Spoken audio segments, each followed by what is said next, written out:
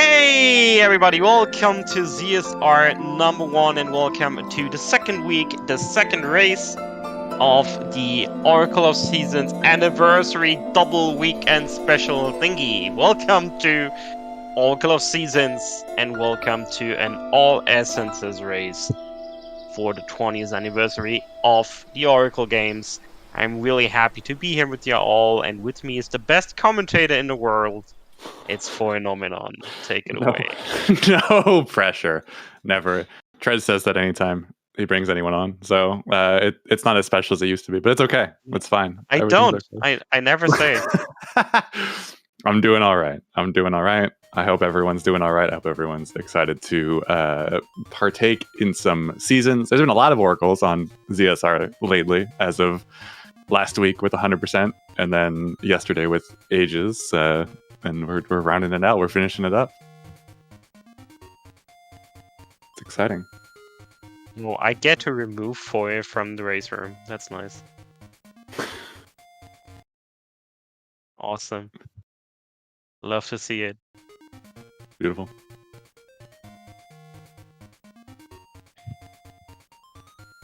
Alright. Yeah, this looks fine. Nitros is not using mic, so we're gonna use Nitros' audio. It seems good. Sounds good. We should be. Make sure that I refresh the commentary stream just so I'm not behind for some reason.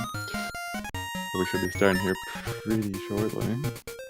Oh, we're just questioning my tech. She said that it wouldn't put you in the perfect timing to do your brilliant commentary. You're right. I've never seen the text flash up across the screen that says syncing. It just happened. That's good. It automatically happens 30 seconds after you load the scene, just to make sure. Good. Alright. Well, looks like everyone's ready up, so we should be starting here in just a moment. Ooh. You do sound tired. I always sound tired. Listen, it'll take 3 seconds. I'll get into it. Everything's gonna be fine. Once the game gets going, I get going. But until then, we're chilling. Everything's gonna be good. Alright. I trust you. Don't disappoint me. I have never done it before. Never.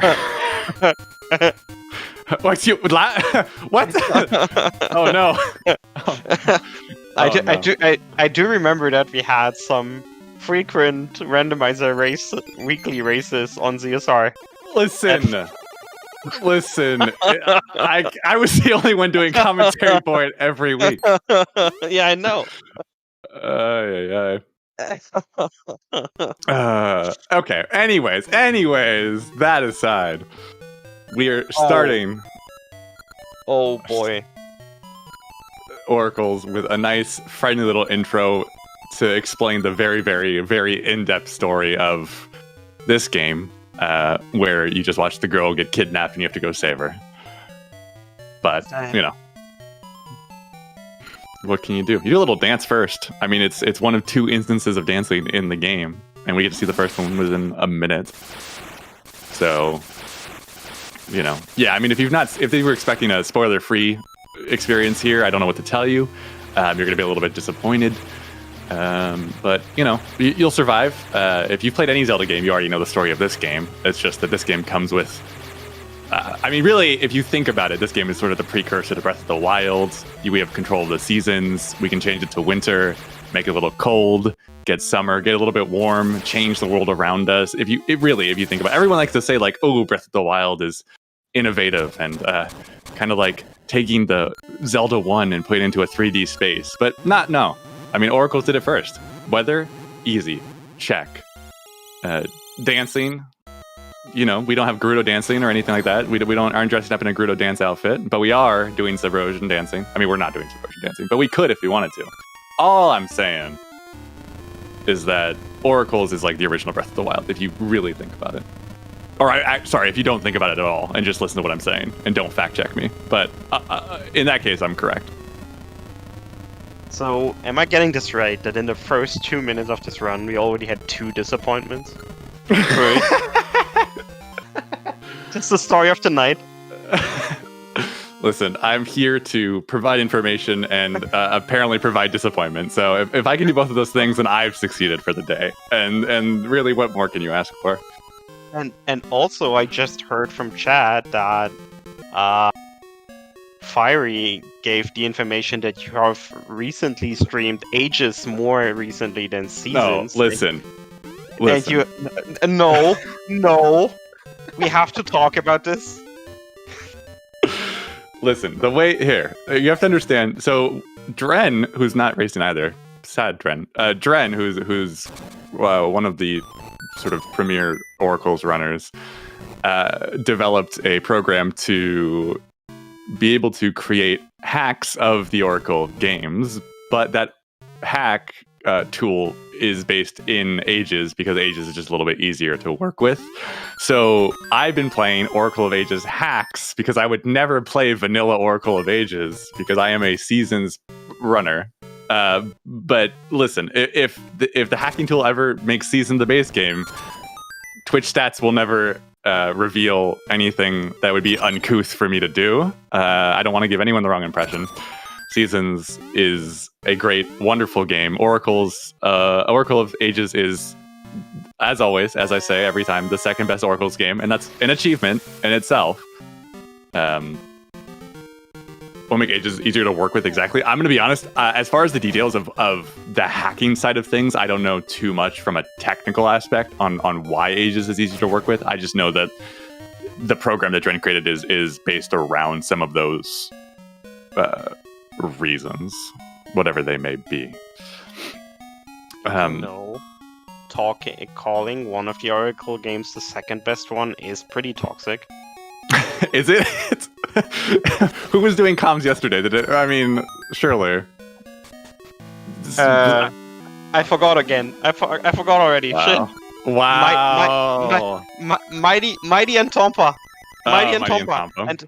And Tompa tried to play the theme song on piano and failed horribly in the intro.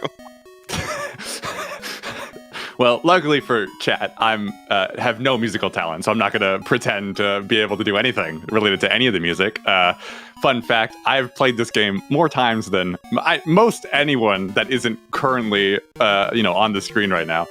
And I can't remember any of the dungeon's music after I leave the dungeon. So, we won't have to worry about that. I barely know the main Zelda tune, and that's just because, you get stuck in your head forever as a child. But here, look, so much progress has been made. Chat, in the time that we've been vamping, they've made it to the first dungeon. They've gotten a sword. They've entered into the Gnarled Root. The Gnarled Root, D1 of Seasons. This is everyone's baby's first Oracle's fact. That Oracle of Seasons in particular started out as a Z1 remake in its initial development cycle before becoming its own separate game. But a lot of those remnants of its history find their way into the game still.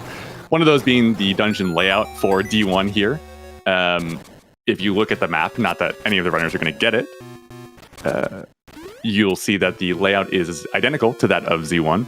And you'll recognize some familiar enemies. I mean, obviously, it's Zelda. Shared enemies are a thing. It's not like the Oracles introduced Keith or Moblins. But we'll see that with a lot of the bosses here, that there's only one original final boss, and there's only I have to think. I'll think about it. I think there's only a couple original mini bosses, if that, as well. So what you're trying to say is that the game is a ripoff.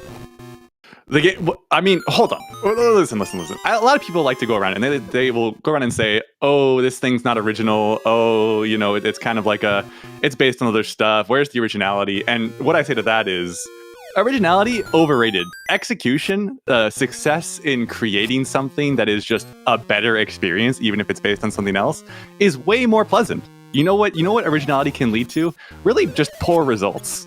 But optimizing on something that is already successful and making it even better, that's the dream. And that's what the Seasons does. So, you know, it just is great. Thad, tell me, can you stand people that react to memes with reason? Listen, I'm here. Listen. I will not let anyone disparage the game. So you know, I will take on that role. I missed this so much. Oh, boy. In D1, we have our dungeon item here, the Seed Satchel. The Satchel is going to be one of our most useful tools throughout the entirety of the run, as that Satchel does provide us with, one, the capacity to carry seeds, and our first seed of the game, which is the Ember Seeds, which, as you might expect, allows us to start campfires and start cooking. No, that's the wrong Zelda game. Never mind. Fuck.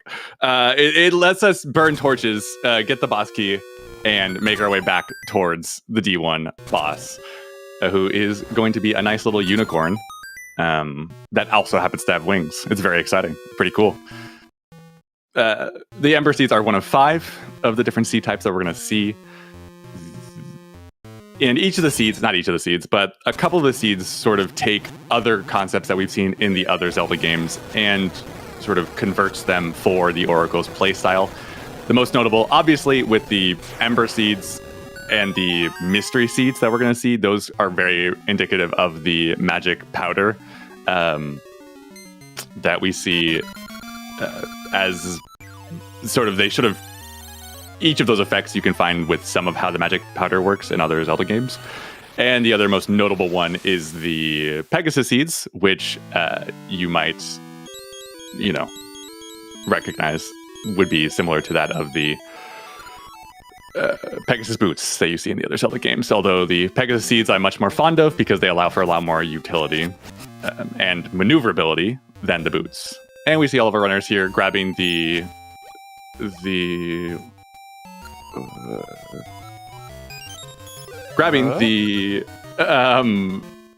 first essence. And we're going to see a little bit of a split here based on which runners are doing which routes. What Nitros is doing is maintaining a RNG manipulation. RNG manipulation is fairly prevalent early on in the run here to allow us to grab a particular ring, and in this case, a potion. You're going to see Mashy here do it along with Mighty. Bamboo, the only one not taking care of that manip, as he's not quite as practiced. That ring is going to be the power ring. The power ring we're going to have identified and equipped a little bit after Dungeon 2.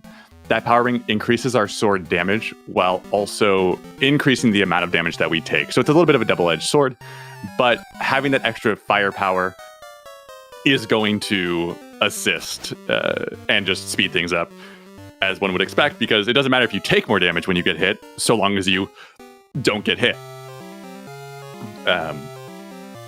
The rings are a feature that I believe are fairly unique to the Oracle games, given that I can't think of another Zelda game that uses them. But you can collect a ring box and find different rings throughout the game that have various different effects. The power ring just happens to be one that works out the best for us in this situation. So we're going to make use of it as best we can. There's also an older route that's a bit more safe for newer runners that you can partake in. It's a heart ring. The heart ring, it has 3 different levels, similar to the power ring, although it instead allows you to regenerate your hearts based on the number of steps you take. So it's a little bit safer. It's a little bit slower, obviously, because there's no actual damage bonus from that, but it is more kind to those that are new. Hide and Seek version 1.0.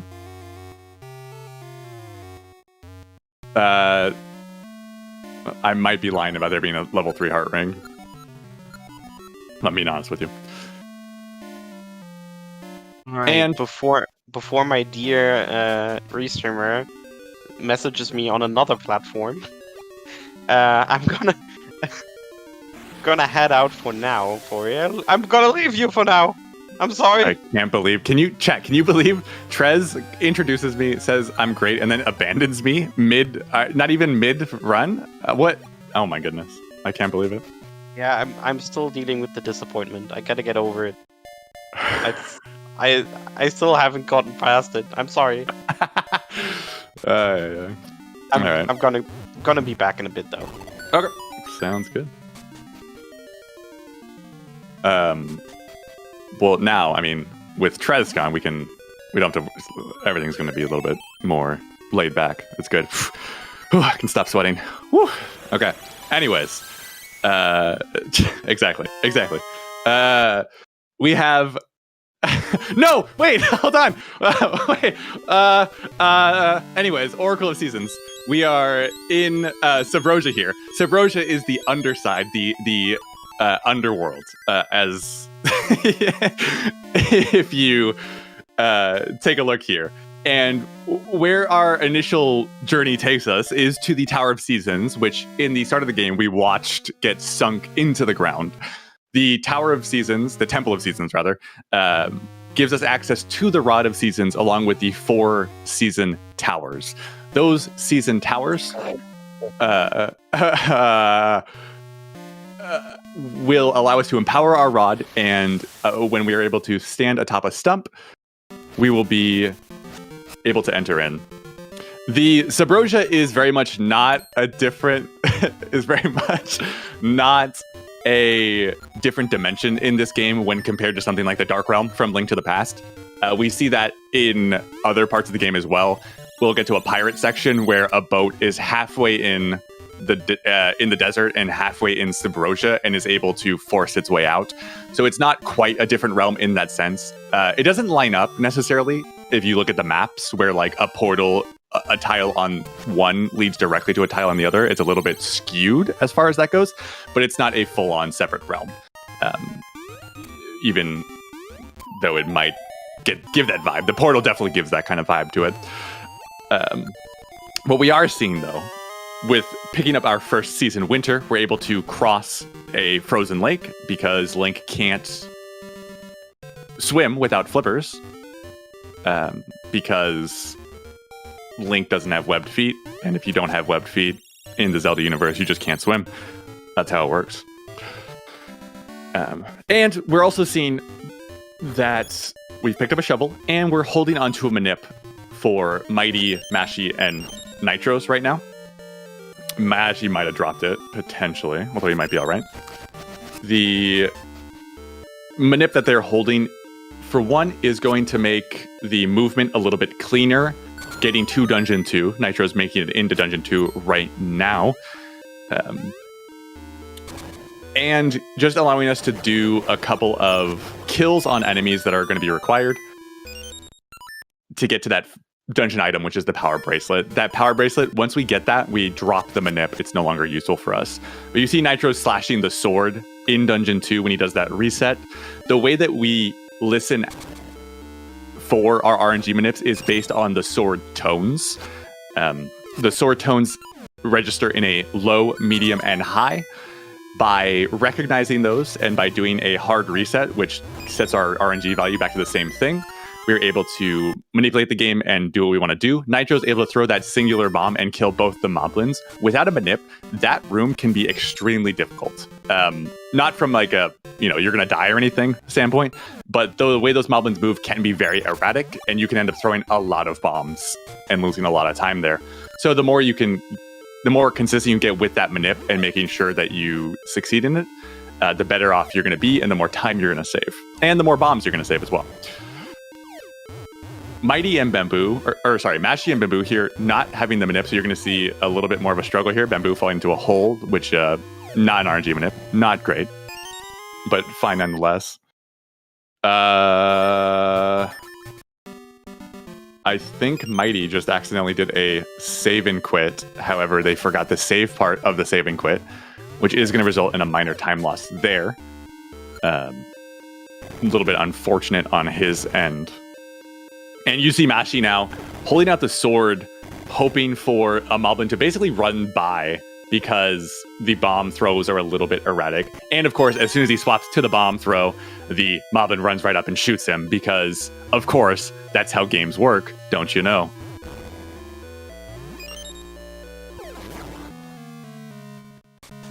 So we have Bamboo here sort of taking over on second place due to that mishap from Mighty, which is a little bit unfortunate because Mighty was playing fairly cleanly up into that point. He was a little bit behind Nitros, but nothing too significant. So he's going to have to make up quite a bit of time here. And Nitros making it to the second mini-boss, which is going to be Facade. Once again, another mini-boss that we are familiar with from other Zelda games. A little bit low on hearts here, but nothing too big to worry about. And here we're going to see one of the very few glitches in this category. The hurt box for Nitros, the hurt box for Facade, not for Nitros, is already active once you enter the room. But the trigger to make Facade spawn does not happen until you cross into the lower half of the room. So if you just throw bombs where Facade is, you can get the kill without ever actually doing the fight. That skips any potential for negative sequences on Facade. He has 3 different moves that he does. One of them is good, one of them is mid, and one of them you don't want to see. So we just sort of avoid all of that RNG and concern by killing him without ever seeing his face. But now it's a pretty clean run to the end here. Nitros just seems to pick up the boss key. And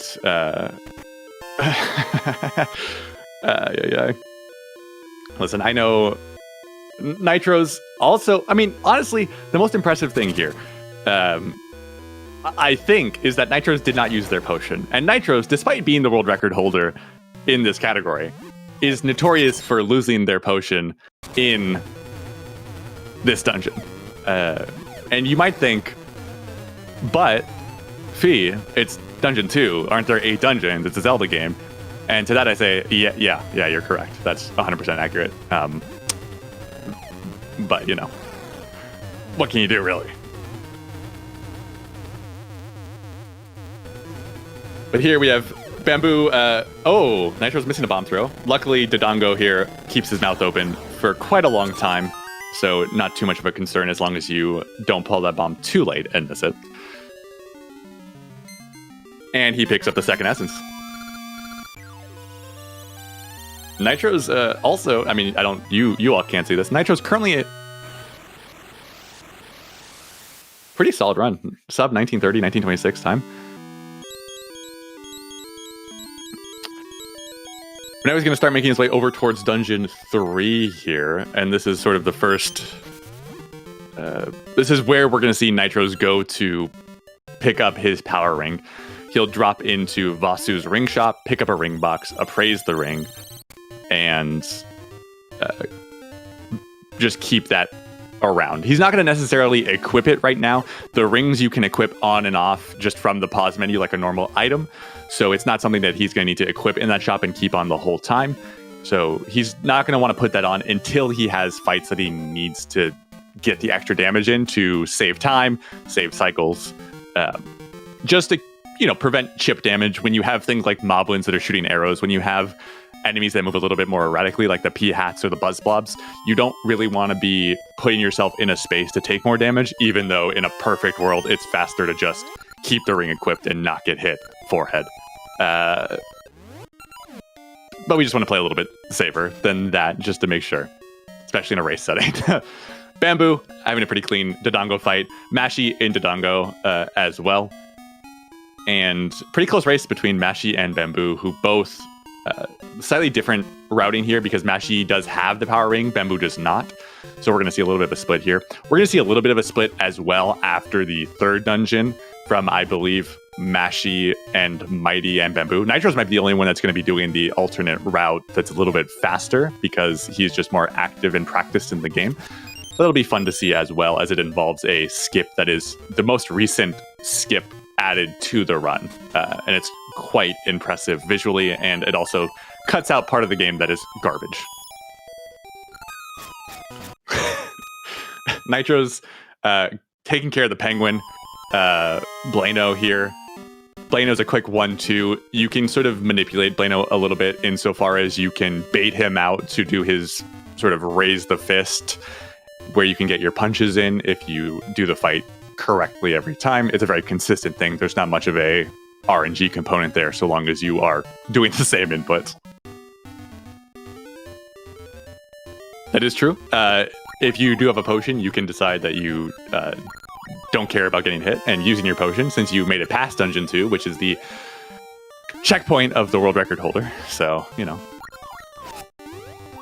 Blano is a penguin, and I will not be told otherwise. I know that in Link's Awakening, I don't think Blano's a penguin, but in this game and in the Oracle's manga, he is absolutely a penguin. If you look at the ground on Blano's gym, you will see a bird-like creature. Listen, just because Blano has the same name in 2 different games doesn't mean it's the same thing. Blano is a Blano. Poignant. Beautiful. Philosophical, really, if you think about it. What does it mean to be a Blano?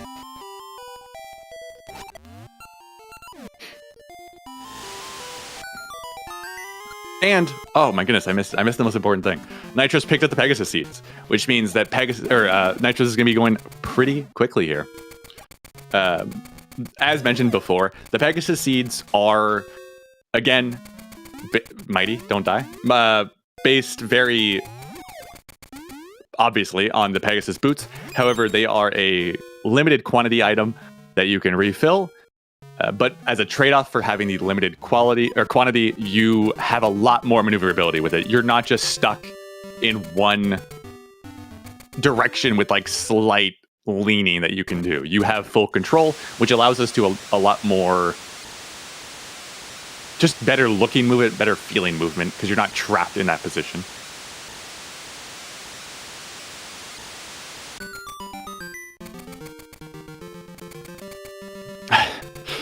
Nitros is on a very good run right now, to be fair.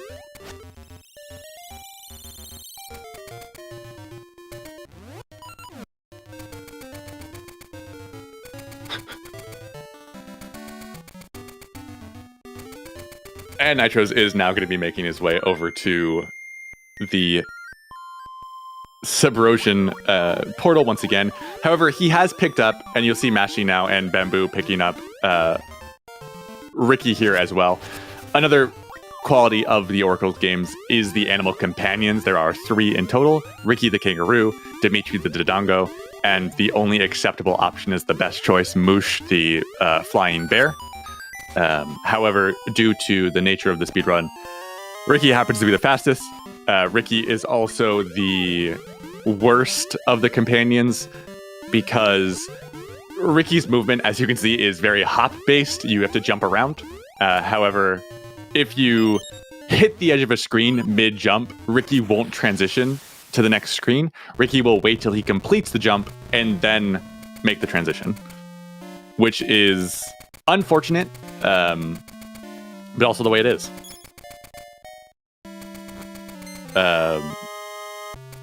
I understand there are quite a few fans of Dimitri the Dodongo.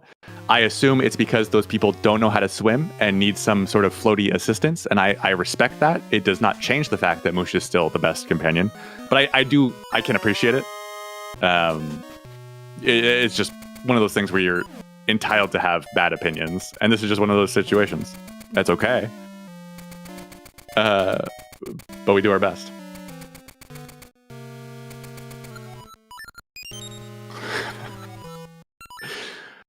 Nitro's here, hopping into a date with Rosa. Rosa here is, she's great.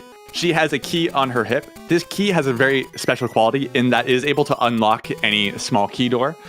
Fun fact, and this is a quality of the vanilla game, it just never really comes into play. That small key can unlock any dungeon door. So let's say there was a randomizer for the oracles, and let's say there was an entrance randomizer branch, and let's say you had an entrance to a dungeon inside Subrosia while you were on a date with Rosa, you would be able to open up all the doors in that dungeon without ever picking up a small key. because that's just how Rosa works. So she's a very good. I mean, she's very, very useful. Obviously, we need her to pick up our second season here, which is going to be summer. Summer is going to be important for us to get into the third dungeon, as when we turn it to summer, we dry out certain sources of water and we create vines in certain cliff sides that we're able to climb up. Obviously, when I say hypothetically, I mean that there is a randomizer. Hypothetically, there is one.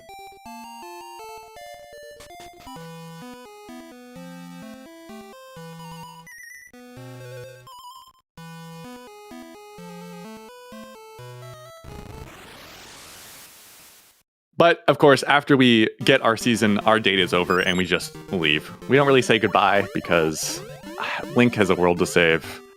He doesn't have time for the niceties. So he has to go. And we say goodbye to Ricky. Hopefully, we'll be able to say goodbye to Ricky permanently soon, because we want to spend as little time with Ricky as possible.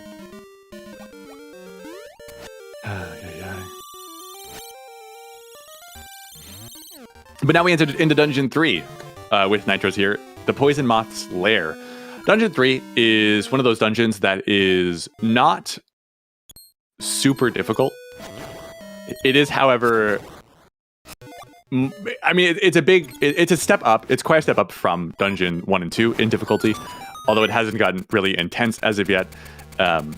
But there's a lot of just chip damage that can happen when you're trying to speed through, and you can end up taking a lot more damage than you recognize. Also, Dungeon 3 has this room in particular that Nitro's is on, the Floor Master room, where you want to manipulate these Floor Masters as much as possible so you never have to pull out the sword. So you'll see Nitro's make a couple of sort of hesitations or alternate movements to get the Floor Master to spawn elsewhere so that he never has to swap items, saving time, and doesn't have to swing a sword at them, also saving time. Nitro's doing it very cleanly there, succeeding. He's going to have to come through one more time, so hopefully he can get it again on the second run through. But that room can be very tedious, and of course, if you get grabbed in that room, you get sent back to the start of the dungeon, which is a pretty significant time loss, and makes you feel bad about yourself, because you got sent back to the start.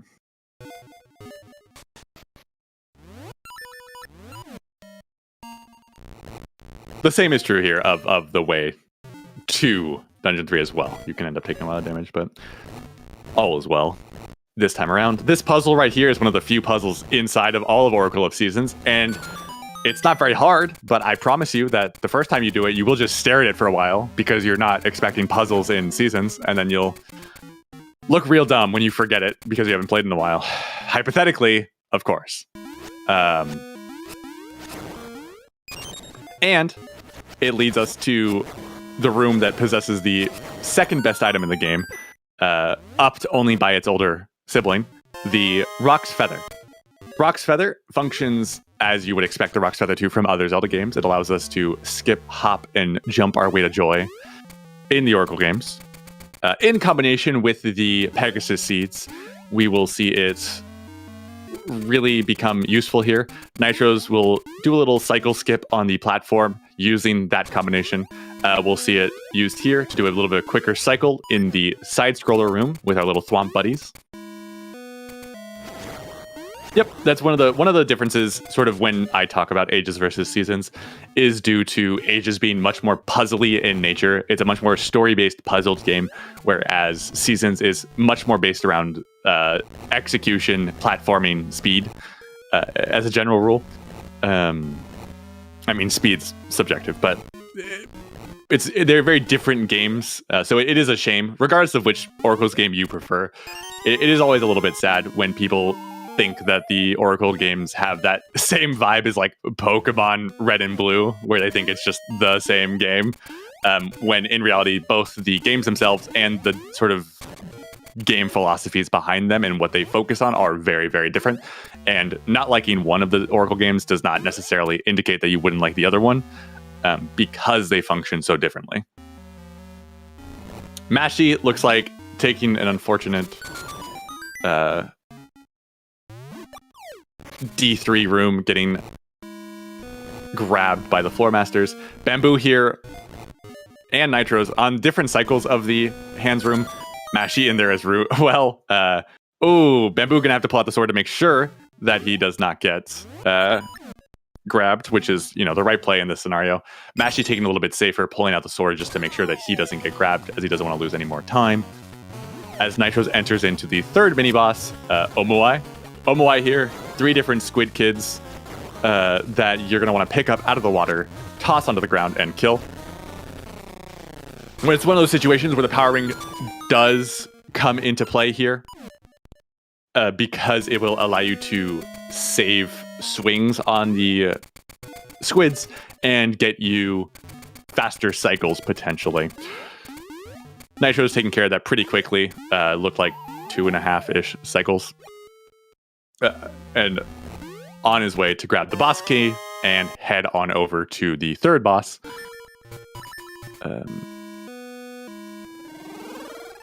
Mothula. Mothula, a familiar boss again. Once again. Very, very familiar. I think one of the main things about cycling is that even if a 1 cycle and a 2 cycle work out to the same time, emotionally, you feel better about one than the other. And the mental game is something that I'll say about any kind of speedrunning, is oftentimes just because something is minorly faster, or not even necessarily, it might be the same time, the impact that, sort of the emotional, psychological impact that you get from completing something that feels cooler or feels faster, even if it's not faster, can be the kind of thing that speeds up, sort of motivates you to sort of keep performing well. Nitro's taking care of Mothula without much difficulty. That power ring really, really simplifies the fight. Not so much simplifies as it does reduce the amount of time that you spend in there and the likelihood of you getting hits. Bamboo and Mashy, though, very close race between those two at the moment. Doing very well. And Mighty's been catching up here. Of course, any mistakes that Bamboo, Mashy, or Nitro's make is going to help Mighty claw back up after those reset mishaps. So he's looking for that. He also just needs to keep performing cleanly from here on out. With the grab of the third essence from Nitro's, he's going to start diverging. I believe, I could be wrong on this, some of the other runners might go ahead and take this same path that Nitro's is going to take, but I believe Nitro's is going to be the only one to take this path. So, for the most part, the Oracle games are Seasons is very, very linear with its dungeon layout. There are a lot of triggers set in place that physically stop you from going to dungeons out of order. In order to get access to Rosa, to be able to get Winter to get to D2, you need to get the first essence. That's the trigger. In order to get to D3, to be able to get the gloves or to be able to sort of move forward with Ricky and get to Dungeon 3 and go on the date, you need to be able to have this D2 essence. To be able to, get to D6, you need to have all 4 jewels, etc., etc. The one exception for that is Dungeons 4 and 5. Those two don't have a trigger that requires you to enter into Dungeon 4 before Dungeon 5. So, hypothetically, if going into Dungeon 5 was faster than going into Dungeon 4 due to being able to complete a certain skip that would prevent us from having to do something dumb later on in the run, it would be better to do that thing. And I think we might just see something like that pop up here with Nitro's. But first, he has to pick up the last of the seeds that really matter for the run, the Gale Seeds. Those Gale Seeds are our teleportation tools. We're going to be able to get into the Gale Seeds will allow us to teleport into the different sea trees that we visited previously in order to travel a bit more quickly throughout the world. And now Nitro's here picking up the Master Diver's plaque so that he can turn those in to get the flippers.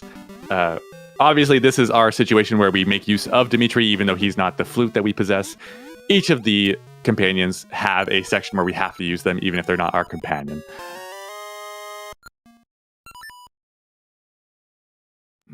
Nitro's here is going to diverge from the typical Dungeon 4, Dungeon 5 pathing and go for a D5, then D4 path. So he does a reset there to warp all the way back just very quickly to the entrance to D3 and is going to Gale Seed to teleport over to the Pegasus Seeds and is going to head directly into Dungeon 5. So part of the reason that you can do Dungeon 5 and before Dungeon 4 is that, one, there's no trigger that prevents you from going into Dungeon 5 prior. And the second is that the dungeon item from Dungeon 4, the slingshot, does not have any uses inside Dungeon 5. So there's no need for it. There's nothing to worry about on that front, allowing Nitros to do them out of order. The layout on Mighty Stream is as seen on his stream, so it's a little bit cut off.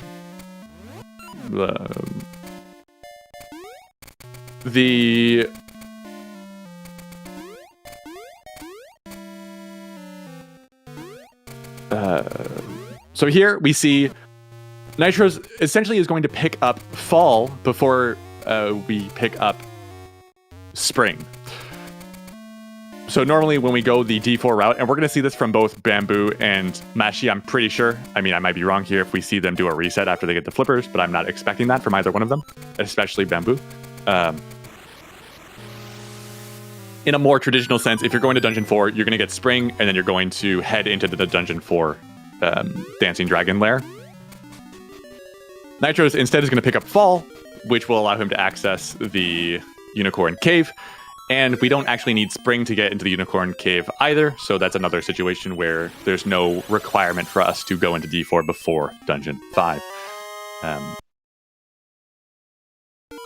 Mashi having some trouble inside Ricky's Natsu. By the way, this is the last time we're going to see Ricky, so 3 cheers for Ricky's last appearance on for Mashi and Bamboo here, and Mighty will be joining them shortly as well after he gets out of Dungeon 3. I mean, listen, if Ricky is your favorite, I assume it's just because you want someone to, like, hug and hold. And that's okay, too. We all need that kind of affection, but I refuse to accept that Ricky is the best companion. Best oh, I see.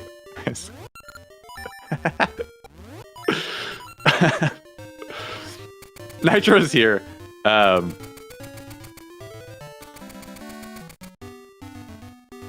Having gotten Fall,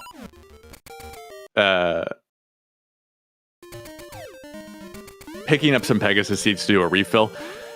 So part of the Speedrun 4 seasons, and part of the reason that this route that Nitros is doing is a little bit, not easier, but it's more lenient, is due to the fact that the Pegasus Seed count in Nitro's version of the run is going to be not quite as tight as what we're going to see Mashi Bamboo go through. Because it's limited and because taking trips to the Pegasus tree it takes time to warp over there and pick them up. So we want to be smart about their usage here. Nitro is just going to have a lot more leniency with that going forward and be able to use more seeds in places if he does not die. You know, Nitro's, I've never seen a potion used there.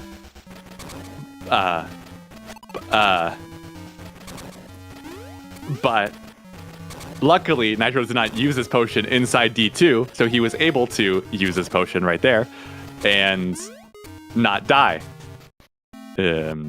So everything's fine. Nothing really happened. Dungeon 5 is one of those dungeons that's pretty quick and pretty short.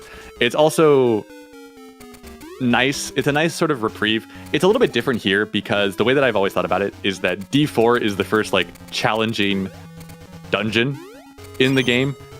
And in the old route, doing D5 after D4 was kind of a reprieve a little bit after doing that, and then going into 6, 7, and 8. Doing D5 first, you get all of your easy dungeons out of the way right away, and then you're going into 4, 6, 7, 8, which is your hard dungeons one after each other, which is a little bit more stressful. But it's faster, so you gotta do what you gotta do. Nitro's picked up the dungeon item here, the Magnet Glove. Magnet Glove allows us to, as you see here, pull and push ourselves from magnetic sources, and also push and pull magnetic objects, which you'll see on this orb, to make our way through. Meanwhile, our Mashi and Bamboo are currently doing hide and seek. When you do hide and seek, you get your feather stolen, and you are given a rock, the Fool's Ore. And you need to go back and follow the play hide and seek version 2.0 to get your feather back. Mashi here paying proper respects with the Paladrima P dug into the ground, and making sure that he stays hidden at all costs. The Fool's Ore is a cool item. It's a little one of those tidbits that the Fool's Ore is the strongest singular weapon in the game, and this is true of the vanilla version of the game as well. The Fool's Ore has a damage value of... Sorry, I need to interrupt myself. Bamboo got caught during hide and seek, so he has to start over. That's really sad. Unfortunate sad that he has to go through, because this hide and seek really sucks, especially if you get caught mid to late in it. So Mashi is able to sort of pull ahead of Bamboo here for second at the moment. The Fool's Ore has a damage value of 10. So for reference, the level 1 sword has a damage value of 2, and the level 2 sword has a damage value of 3. A Spin Slash on a level 2 sword has a damage value of 6. And the Power Ring gives you a damage bonus. Power Ring level 2 gives you a 2-point damage bonus.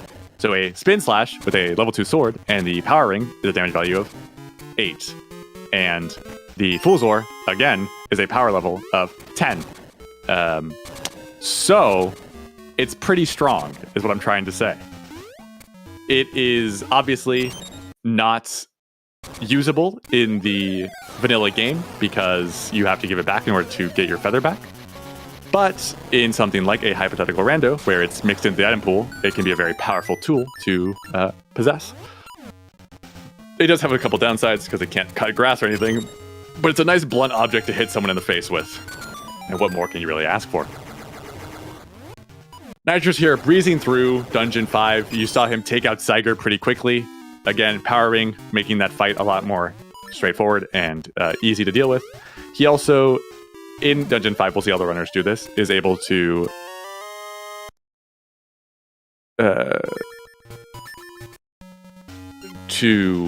skip the right side of Dungeon 5, where you're expected to go around and magnet a ball over that you can use to block the fireballs.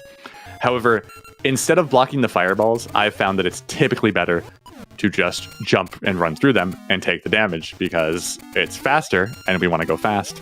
Nitro's completing one of the best side scroller rooms in the game right there.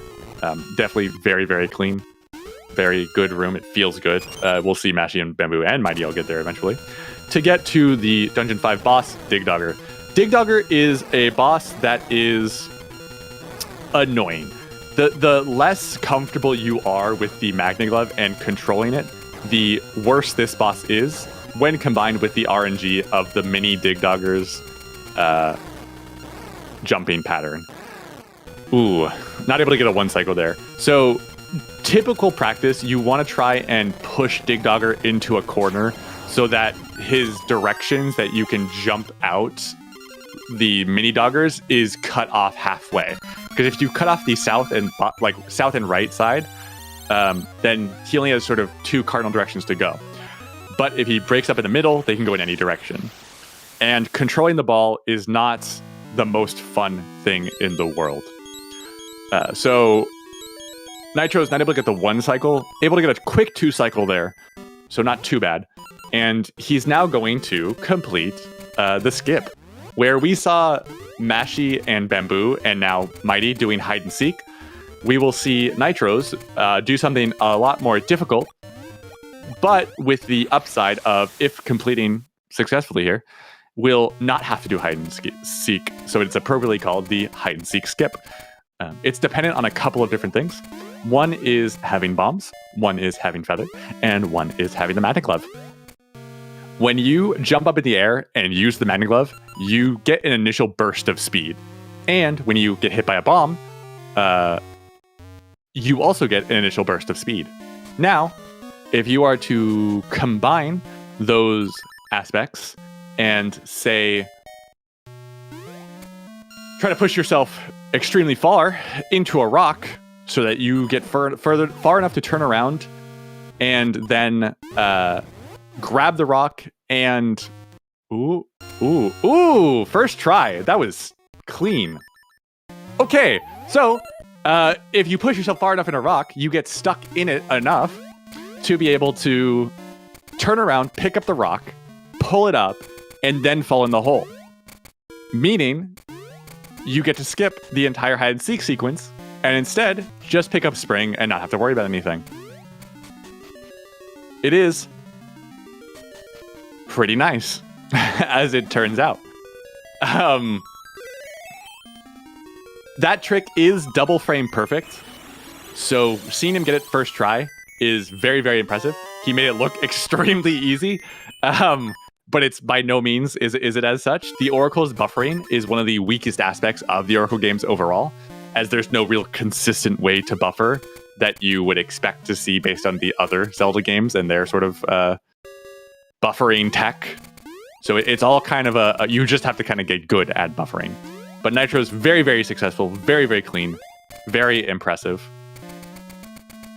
That's still not a consistent buffering tech. It's not good. I mean, it's not good buffering.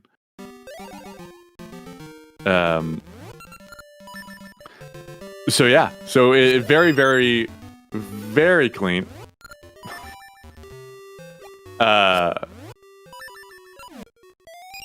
we're gonna see Nitros now head on over to Dungeon 4. How does someone even think? I mean, as with all skips, it just comes down to a curiosity. I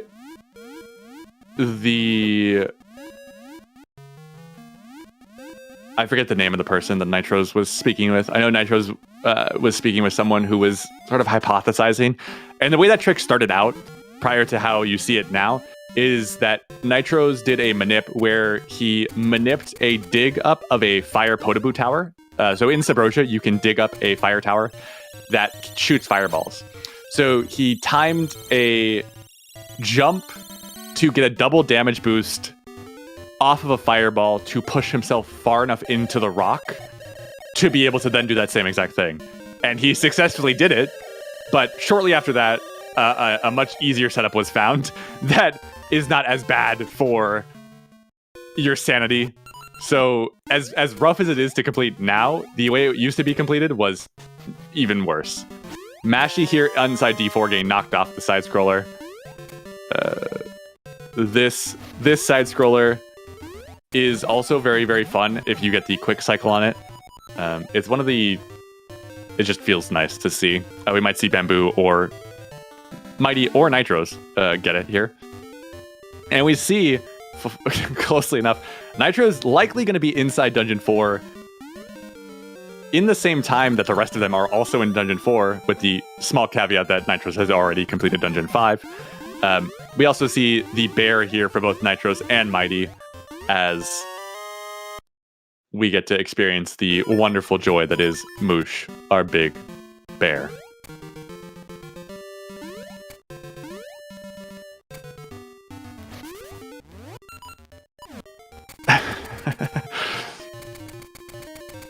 So now the Dancing Dragon Dungeon. Dungeon 4 is what I consider to be the worst, not the worst, the hardest dungeon in the game, but not for the reasons that you might initially believe.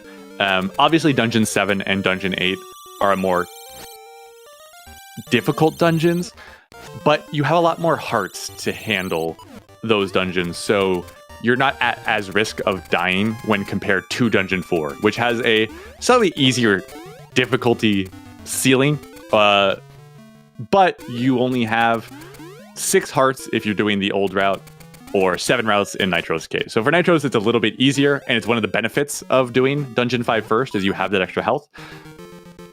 But Dungeon 4 hurts. There's a lot of keys in Dungeon 4. There's a lot of pain in Dungeon 4. There's a lot of gaps to jump over. It's just a lot of damage that you can end up taking, and it is a very, very punishing area. Especially before you get to the mini-boss, Agunama. And there's no real skips or anything to make it easier.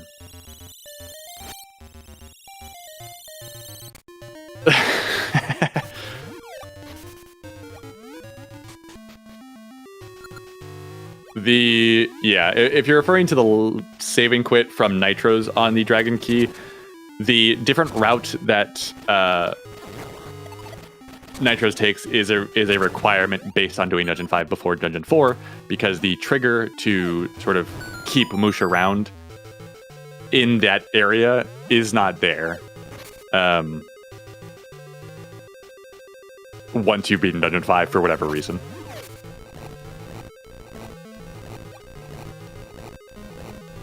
Mashi and Babu actually fighting one of the original bosses, Agunama, completely original boss, mini boss. There is no other Agunama anywhere.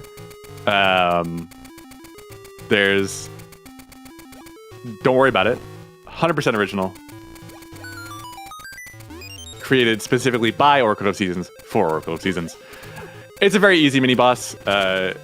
You just have to light the torches and then take your swings at the correct one.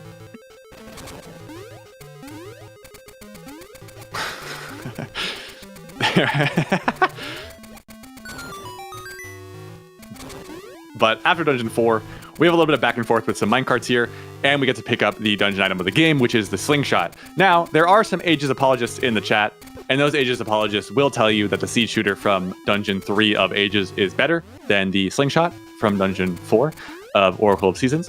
Those people are unfortunately mistaken. But again, it's one of those things where I understand it, I get it. It's fine. It's just one of those things we embrace them, we accept them for it. Nitros was able to get the hide and seek first try in very few buffers. It was a very, very clean hide and seek skip. And now we see that Nitros has actually caught up to Mighty and is slightly ahead of Mighty now inside Dungeon 4, with having beat Dungeon 5 as well. So Nitros making a lot of headway in Dungeon 4. We'll see how far into Dungeon 4 he gets before Mashi and Bamboo get out of Dungeon 4. Be interesting to see how much how close they really are within the dungeon itself. Mashi here doing a very dumb jump here. This jump is not fun.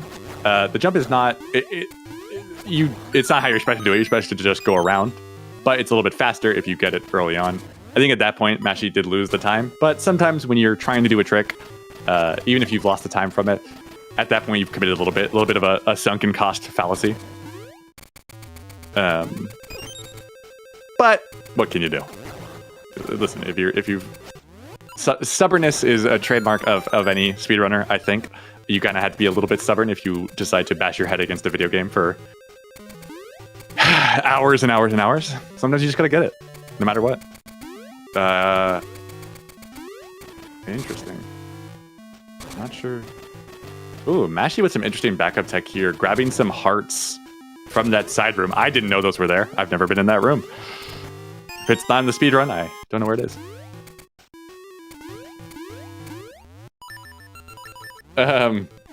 But Mashi now on his way, Bamboo as well on his way to our Dungeon 4 mini boss, or final boss, the Illustrious Goma. Goma appeared in a little known Zelda game. You might be familiar with it. It's almost all of them, I think, is the game I'm thinking of. in this version of the game, she can be a little bit stubborn, but there is a workaround for her on account of the fact that what you're expected to do, and you'll see Bamboo here, you'll see a giant claw that you want to typically knock off so that you can get to Goma's eye. However, you can position yourself such that you're able to hit her past the claw, which is faster. Part of the it's so in a perfect scenario, it's faster to cut the claw off and get 5 quick hits, because once you cut the claw off, it sets the number of required hits to 5, where when she has the claw on, you need 15. However, Goma moves very erratically and likes to close her eye a lot once you cut the claw off. So on average, it is faster to do it with the claw on because she moves a little bit more predictably. And if you can get the lineup, you can get a pretty clean fight. You can see Mashy, pretty clean fight overall, getting out of the dungeon faster than Bamboo, even though Bamboo entered first, just due to getting that a little bit quicker. Ooh, Nitro's able to get the torch hits here. So Nitro's on his way to get the last, the boss key essentially, and then is going to be going straight to Goma after picking up one more small key. So Nitro's not far behind inside Dungeon 4 compared to Bamboo and Mashy. And for anyone that is joining, it's important to note that Nitro's has already completed Dungeon 5, whereas Mashy and Bamboo and Mighty as well are going to need to complete Dungeon 5 still, which does put Nitro at a pretty safe lead at this point. However, the screens right now, it's actually Bamboo and Mashy look very, very close. They are very, very close. And then Mighty and Nitro's kind of screen for screen very, very close as well. So we have a bit of a double screen situation. Although it does look like Mighty went to go get that key up there before coming down to the boss key. So they do split off here. And Nitro's not able to get a quick 2 cycle, so he's going to have to go for 3. Not too bad. And I think we saw all of our runners on this next screen that we're about to see Nitro's on go in and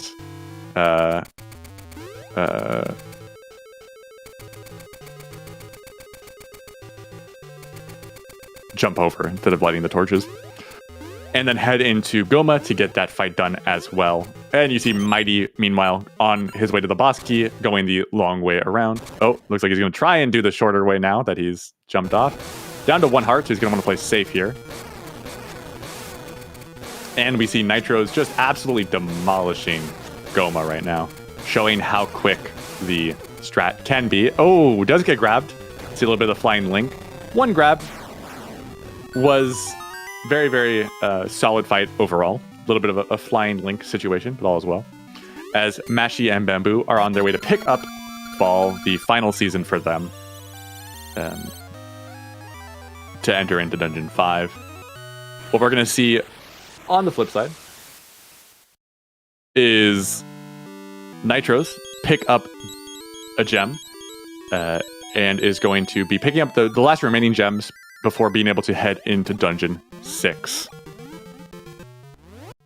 I've never been grabbed by Goma in my life, so I wouldn't know how much damage Goma does. It's never happened to me. Honestly, I don't know. Goma, as far as I'm concerned, Goma's claw doesn't do damage because it doesn't touch me. So, didn't even know that could happen. This is my first time actually seeing that. Pretty impressive to see, actually, that it can happen. But, it is what it is.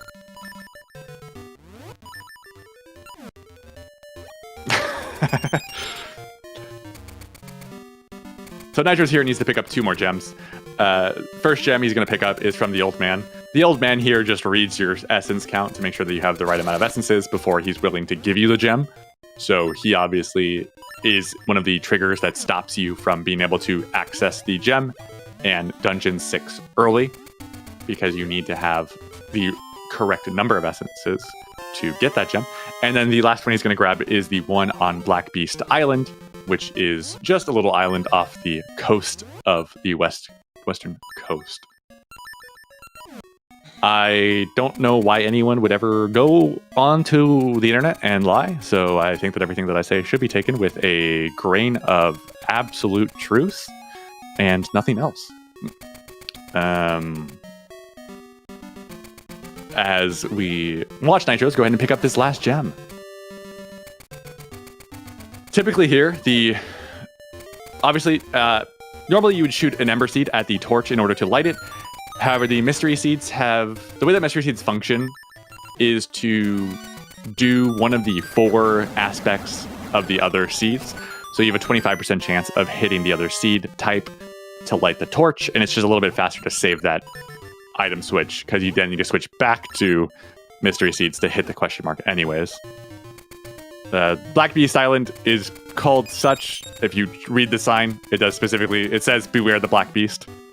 So that Moldorm is quite a fearsome foe to apparently be buried underneath the question mark and isolated off from the world.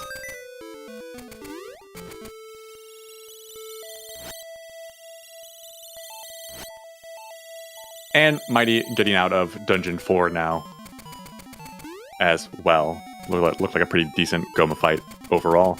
Tarm Ruins on Nitros' screen is one of the general Oracle community's, both casual and speedrunning's, favorite music track. Again, I'm, unable to remember music once I get out of the area, so I have no idea what it sounds like right now because I don't have any audio. But people do love it, so I'm told. So I'm going to go ahead and just make sure that I include that. Tarm Ruins is a puzzly area. It is sort of the puzzly area of seasons. You have to make use of all 4 of your seasons in order to get through Tarm. The way that seasons works, and it's one of the many differences between Oracle of Seasons and Ages, is that in Ages, in order to get the level 2 sword, you have to complete a trade quest. The trade quest in Seasons gives you the passcode for the Lost Woods to get to the level 2 sword. And that passcode does not change between games. It's not like a random thing that you need to complete the trade quest in order to get the one for your file. It is just the same. It is to go from the season's coldest to warmest. So you go winter, left, fall, left, spring, left, summer, left, and then you get to the key. Every single game, no matter what. So you just don't need to do the trade quest at all. Meanwhile, for the access to Dungeon 6, you do the same pattern. So it's winter left, and then fall down, spring right, and summer up. And this one is just given to you by the game itself. You don't need to do any sort of side questing or anything like that.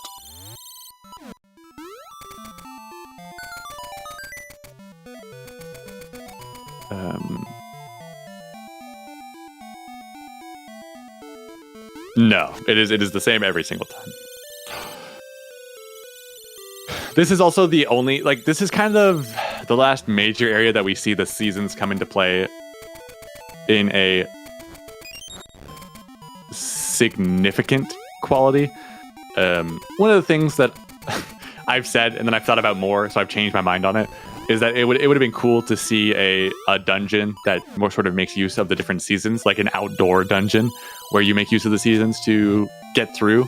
And then I think about Ages D6, and I think about the Mermaid Cave, and I'm like, you know what? It's probably for the best that they didn't do that.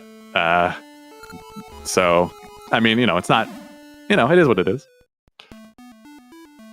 But it brings us to Nitros having a chat with an old individual outside, and then entering into Dungeon 6.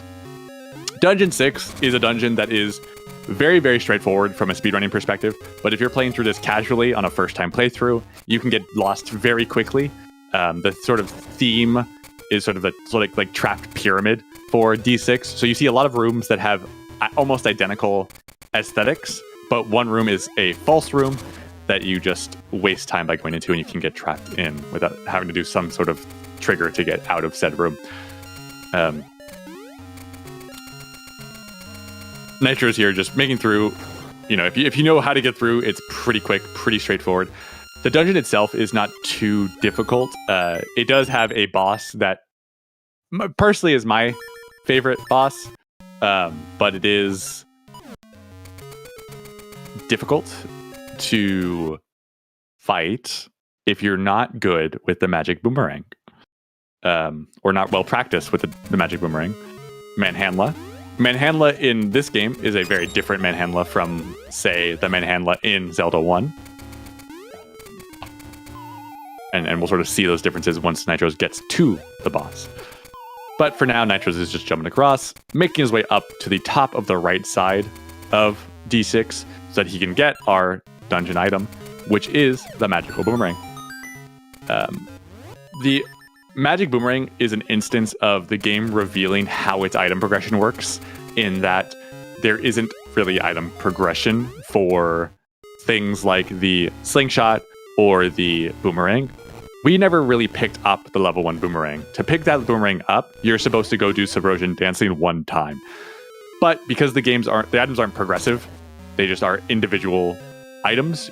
If you just don't get it and then come to Dungeon 6 and pick it up, we will, as you see right here, just grab the level 2 boomerang and carry on. It's one of those things that if you aren't familiar with the regular game that much, but have done the randomizer was changed to make those items progressive, to make it a little bit more standard rando kind of thing, and to avoid weird overwriting of items that would cause problems. But the same is true of like the hyper slingshot versus the normal slingshot, or the Rox Feather and the Rox Cape. Mashy, meanwhile, out of D5 with a pretty clean overall run, it looks like. Looks like Mashy actually had a really good D5. That is a gold split for Mashy. So best D5 that he's ever done. Very, very nice to see in a race. And that saved him. What? Sorry. So you can't see this, but Mashy was 50 seconds behind going into the dungeon and just came out of the dungeon only 6 seconds behind. So pretty significant time save there for Mashy. He's doing very well for his standard run. So very, very clean. Nitros here, still making his way through D6, and we've seen he's gone through quite a bit of it, and we have not seen the mini boss as of yet. And that's one of the kind of weird traits about D6 is how late in the dungeon we see the D6 mini boss pop up, which means that if you were to die, even though dying's pretty uncommon, because there's not too much damage going out, and there are so many fairies littered throughout the area that it's pretty easy to get a refill if you need to go out of your way a little bit. We don't really get too punished ever by dying, but the majority of the dungeon is very front loaded, and then once we get to the mini boss, which is just in the screen following the next one, is pretty linear. You just go straight towards the end of the run. So Nitros is going to pick up this last small key here to get access to the mini boss, and then we are going to go ahead and fight them. And that mini boss is one that is shared between seasons and ages, both in the same dungeon, Dungeon 6, Vyre. Vyre's a pretty obnoxious fight. Again, not one of those fights that's hard from an execution standpoint, or like dangerous necessarily. It's just so annoying because he has 3 different patterns that he does. One where he zooms in, like you've just seen him do twice in a row, where you can easily get a hit in. One where he pops in and pops out so you can't hit him. And one where he circles around you, where you can hit him, but it's very tight. And if you miss, he flies away. Nitros could have gotten a 3 cycle based on the movements. Wasn't able to get the first circle around, so he did get the 2 dashes in, and then gets the second time the Vyre circles around. So clean fight overall, but not perfect necessarily. Which leads Nitros now to the 50-50 room. These 2 buttons have a 50-50 chance of spawning the staircase or spawning snakes. And it's 50-50. And that's just how 50-50s work. Sometimes you get a first try. Sometimes you get a second try. Sometimes, if you're someone like, Sagaz, then you might post a Twitch clip and then not have enough space in a Twitch clip to fully demonstrate how many times you hit the button without getting it, because you can get like 16 or something. I don't know. You can get a lot, was what I'm trying to say. It's not as bad as the Ages D6 50-50, because the Ages D6 50-50, you pull a lever, and the lever is a 1 in 4 chance, I believe. And on top of being a 1 in 4 chance, the first time is always wrong. even though there's only 2 levers, and it's presented as a 50-50. So the Ages 50-50 is a more true 50-50. Is a true 50-50. That's what I'm saying, is that it presents itself as a 50-50, but it's not. But Ages does have the manip, yeah. For a while, it did not have a manip, though. So, you know, that's a recent thing. And we get to see Manhandla! What a good boss. So, Manhandla here opens its mouth to shoot fireballs at you, which is honestly its biggest mistake, because if it had just kept its mouth shut, it would absolutely wreck. So the goal is to not be in front of the heads that you want to open, because if you're standing in front of one of the heads, it will never open. So you kind of have to move around a bit to get the mouth to open, throw the boomerang around, hit all of them, get them dead. 3 hits per head, then you gotta strike the middle body 3 times, then kill. Very clean fight from Nitros there. Getting not too much damage, and that Manhandla fight could have gone pretty wrong, but he was able to pull it back and get a very clean kill and get out of there fairly quickly.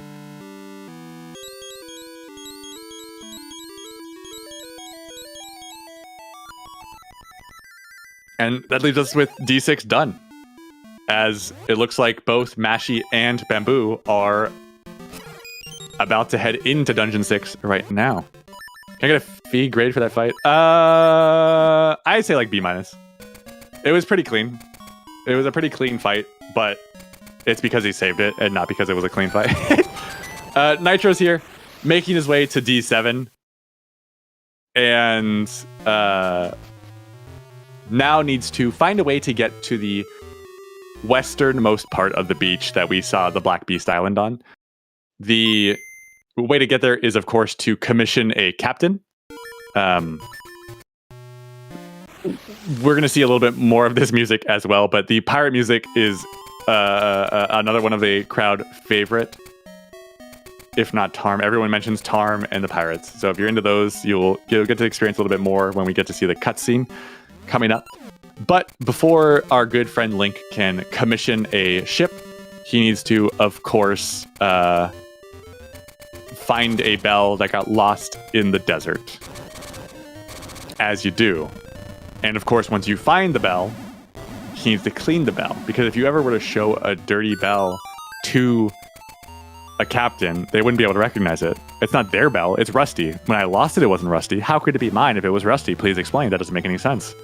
So we have to get it cleaned as well. Nitro's here doing a manip. We saw him do a save and quit earlier to set the manip up. But the way that this works is that the bell can spawn in one of 4 set locations in this desert in the quicksand spots. So the manip that Nitros is setting up is one that guarantees the fastest spot, which is the one that he just fell into. And it is possible for you to extend this manip such that you go into Dungeon 7 and are able to hold that manip all the way through 2 times through the Armos room. If you're not familiar with Dungeon 7, then I'll sort of talk about when we get there. But he's basically going to be trying to hold this to ensure that he gets very good RNG on enemies and a pushable Armos that is random inside Dungeon 7 2 times. The manip, I don't like it. So I don't do it, but it is faster. It is way faster if you can get it to go correctly. Obviously, it's not faster if you just get lucky, but I'm not good at that either. So, just manip it, and then you'll be fine. Nitro's here, repairing the bell, carrying on with his day, and going to head on back to our good Captain Pirate Skeleton. Bold move there, jumping into the lava. Not what I would do personally, but I'm not the runner, so it's fine. Mashi, meanwhile, you will see also, that's important to see, Nitro's there on that screen, the hide and seek screen, does head up over the trigger for hide and seek. We did see hide and seek get skipped by Nitro's, but that trigger does not disappear just because Dungeon 4 got beaten, or because the spring season got picked up, or because Dungeon 5 got beaten, or Dungeon 6. That trigger stays there until you hit the trigger. So if you skip it and then forget that you skipped it and hit that trigger from the right-hand side, you will be forced to do hide and seek again, or not again, but you will be forced to do hide and seek, which is not what you want. So he has to make sure that he goes up above to make sure that he skips that and does not get sent into the depths of hide and seek hell where no one wants to be. Nitro's now in the cutscene, talking to some pirates. This cutscene's about just under 2 minutes. This is the... If you're playing on console, if you're playing on the Game Boy, you know, this is your prescribed bathroom break because all you have to do is mash A. But you do unfortunately have to mash A. And this is the other musical part of the game. I say the other musical part of the game, but this is just the part that people like, music-wise.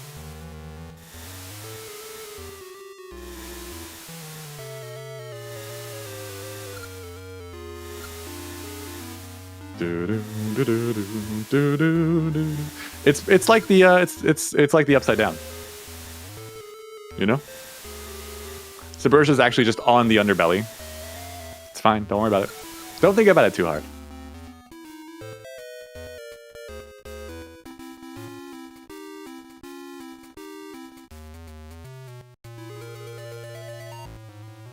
We see what we got. Bamboo done with Vire. Mashi going into Vire. Mighty on his way in. All the drum is flat. That's the one. And Nitro's going to head into Dungeon 7 now that he's made it across. This area right here is actually not how you're supposed to get to Dungeon 7. What you're expected to do is change the summer to season and then climb up a series of vines. But because it's a 3 gap, you can just Pegasus jump across, take out your shovel, and head on in.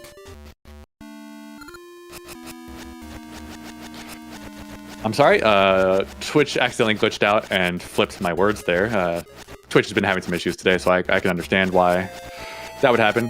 Do apologize for any sort of discrepancies that you guys are experiencing on your end. Hopefully Twitch will fix that up so we don't have to worry about that in the future. But Nitros enters into Dungeon 7 and is going to hopefully hold the manip all the way through. We'll see based on this screen.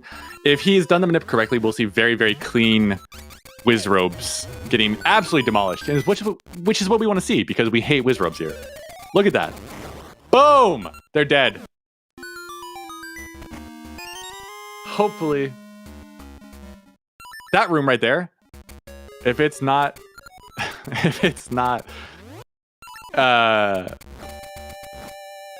manips, that room can really suck. Blue Wizrobes are the bane of every season, I think Oracle's runner experience. They suck. And Nitro's just completed a skip there as well, called the post skip. Those torches, when all 4 of them go out, you get sent back to the start of the dungeon. The way to circumvent that is typically to fight a post sister, and defeating that post sister will allow you to go through without the torches getting unlit. However, if you're a speed demon, you can simply skip that part and just go and move on with your life. Which Nitros did. But I have returned. Hello, Trez. How are you? Hello. I'm so sorry. Trez, how are you doing? I feel betrayed. Betrayed? What do you mean? So when I left earlier... Twitch was glitching. I don't know what you're talking about. Twitch has been having problems all day. Yeah, okay. Go on. Nitros, that Armos room where you saw Nitros push the Armos to the button, that's a random Armos spot. However, the manip ensures that you get a good, the closest spawn there. And he's going to try and do that again here with the manip. If he's held it correctly, you're going to see some sword slashes come out from Nitros. One of the risks of post skip is that if you die, you have to do post skip again. It's not like getting to the other side takes away the fact that the torches will go out. So as long as Nitros plays cleanly here and doesn't have to take any unnecessary damage, we should see everything go fine. Mashi out of Dungeon 6 with a decent Manhandla fight. Bamboo on Manhandla, having a little bit of trouble here with that last head. Manhandla moves very quickly when he gets that low on head count, but is able to clean it up and get out there.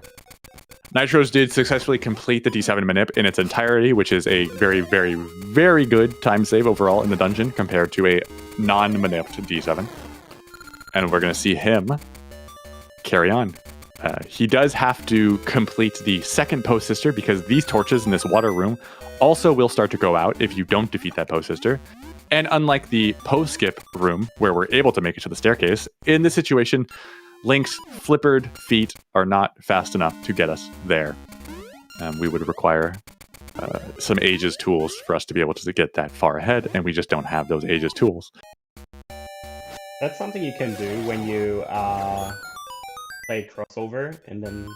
Yeah. So in the rando, there's a crossover setting where you can swimmer's ring alone is not enough with the. Swimmer's ring and flippers are not enough to get across. But in the crossover rando, there is a version of the seasons randomizer where the Aegis items are in the seasons pool. So if you get the mermaid suit and the swimmer's ring, you are able to get through that room without needing to kill the Poe at all. That's nifty. Why are we not playing that? Why am I not playing that? Who? What? Why are we not playing that? Right now? Because it's the anniversary, Trez. Come on, you opened up. You told them this already. So? What? What? Trez, are you okay? Trez? Make this a rando anniversary. You know, I mean, talk to the people. I'm sure that can happen. I mean, they still are doing randos every week. Randos happen. Whoa, gross. Cliff says it's gross. Damn. I hate to see Cliff, it. why so toxic?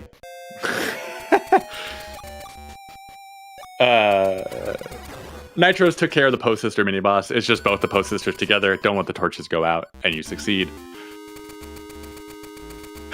Bamboo in the desert, Mashi already through the desert, Mighty in Dungeon 6, everyone making their way through. Nitros on his way to the boss key here, gonna have a pretty fine time. This boss key's kind of out of the way. This situation is not too dissimilar from D6, where the dungeon's very front-loaded with a lot of its rooms, essentially, and how much you have to clear before the end. However, the journey to the boss key in D7 is a bit long, and so it's not quite. It doesn't feel quite as short compared to D6.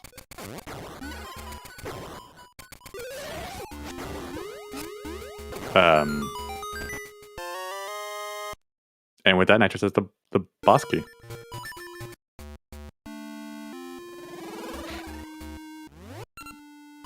Which means only one dungeon left after Nitros takes care of the Dungeon 7 boss, our two-headed dragon friend Gleeok of other Zelda game fame. In particularly, I think that Gleeok is a bit of a beast inside Zelda 1.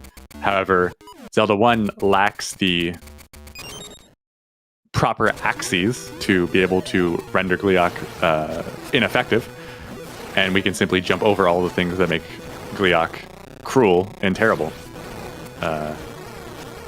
which just makes Gleeok a lot better of a fight. And of course, that power ring is going to help us get things dead a lot faster. Wait, Nitros' final split is titled "Should Have Played Aegis." Really? Nice. Listen, everyone has their flaws, okay? Nitro's two biggest flaws are using the potion in D2 and his splits. I don't know what to tell you. That's just the way it is. It's okay. 18 seasons. Nitros doesn't hate seasons. But yeah, I mean, that was a very clean D7 from Nitros. What was it?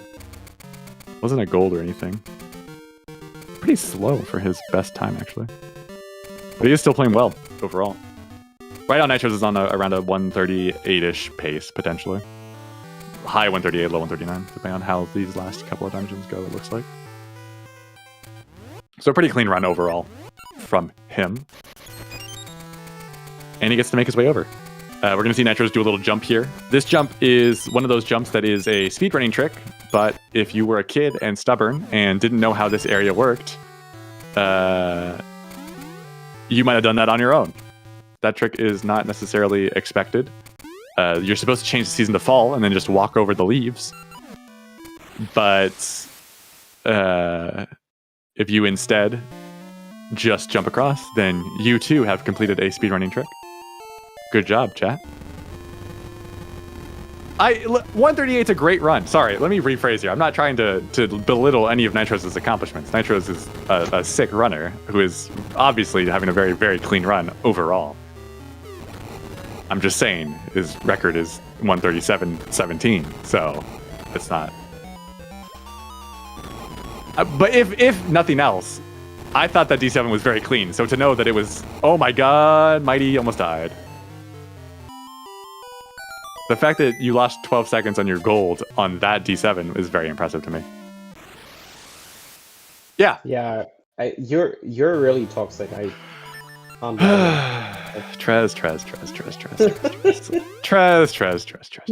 Poor Nitros.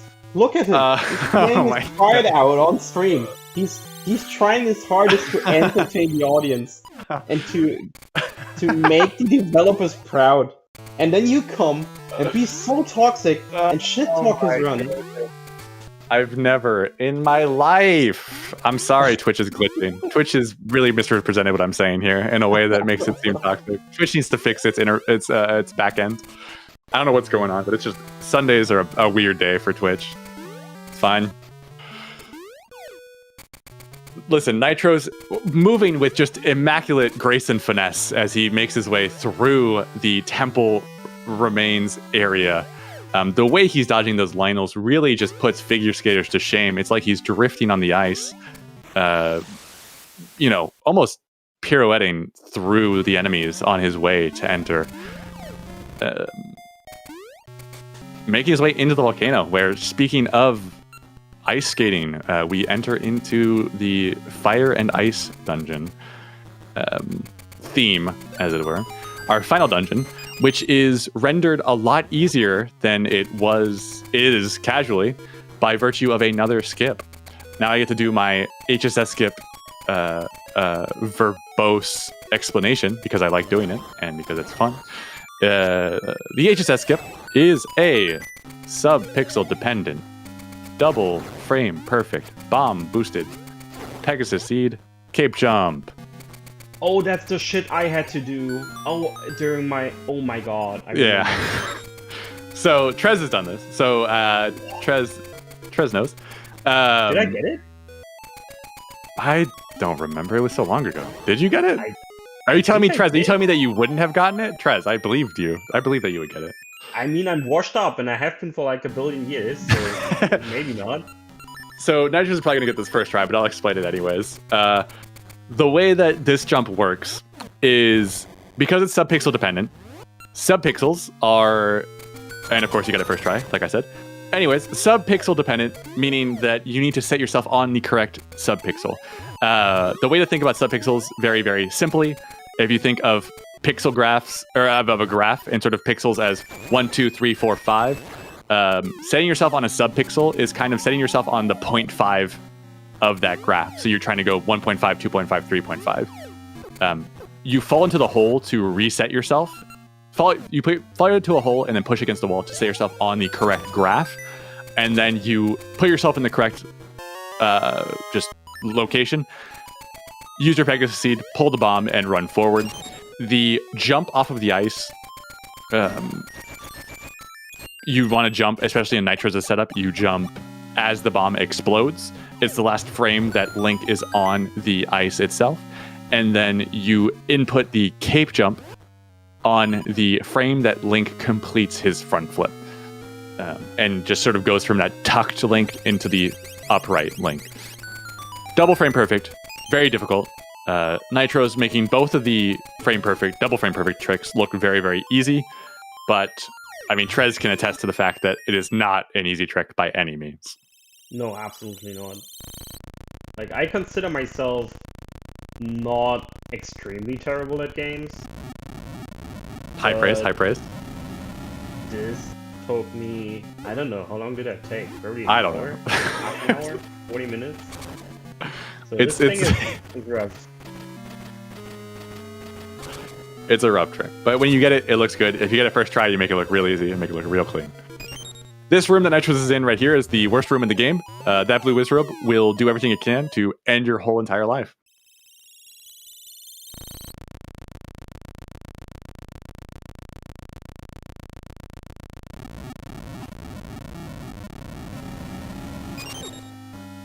And Nitros here. So basically what happens with that HSS skip is that you get to skip the entire it's a full 5 minutes of the dungeon and the mini boss, Fripolar.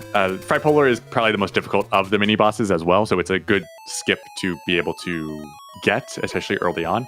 But due to the fact that it saves 5 minutes, it's one of those tricks that you can mess up a lot, but it still saved time on the vanilla route just because of how difficult and how time-consuming the casual intended D5 is, or D8 is, rather. As opposed to something like hide and seek skip. Hide and seek skip is more around like the minute and a half of a time save. So you end up losing the value by doing dungeon 5 first and then dungeon 4 if you don't get that pretty early on. If you're learning to run the game, or if you're ever starting to learn how to run the game, I do think it's advisable to learn HSS skip, even though it's a hard trick, because it is just so significant of a time save. And it is one of those things where once you get it down, it makes a lot of the other stuff just, once you kind of understand the timing of the game and get a feel for it, it makes the game easier overall. So it's a little bit high barrier to come over, and you obviously don't need to learn it as you learn the game. But once you have an understanding of it, you kind of just get a better feel for the game overall, which I think is a net positive on the whole. And as Fiery states, it's arguably easier to learn the trick than it is to learn how to do Dungeon 8 normally.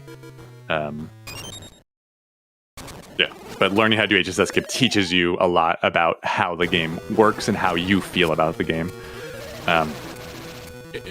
It also introduces you to the concept coined by Haret of mental, or at least first heard by Haret of for me, it was mental RNG, where sometimes you feel like you got it and you just can't do it no matter what, and your brain just feels like it doesn't know how to hit the right RNG to succeed. Nitro's absolutely destroying Medusa Head here. Medusa Head is the only original boss, dungeon boss of Seasons.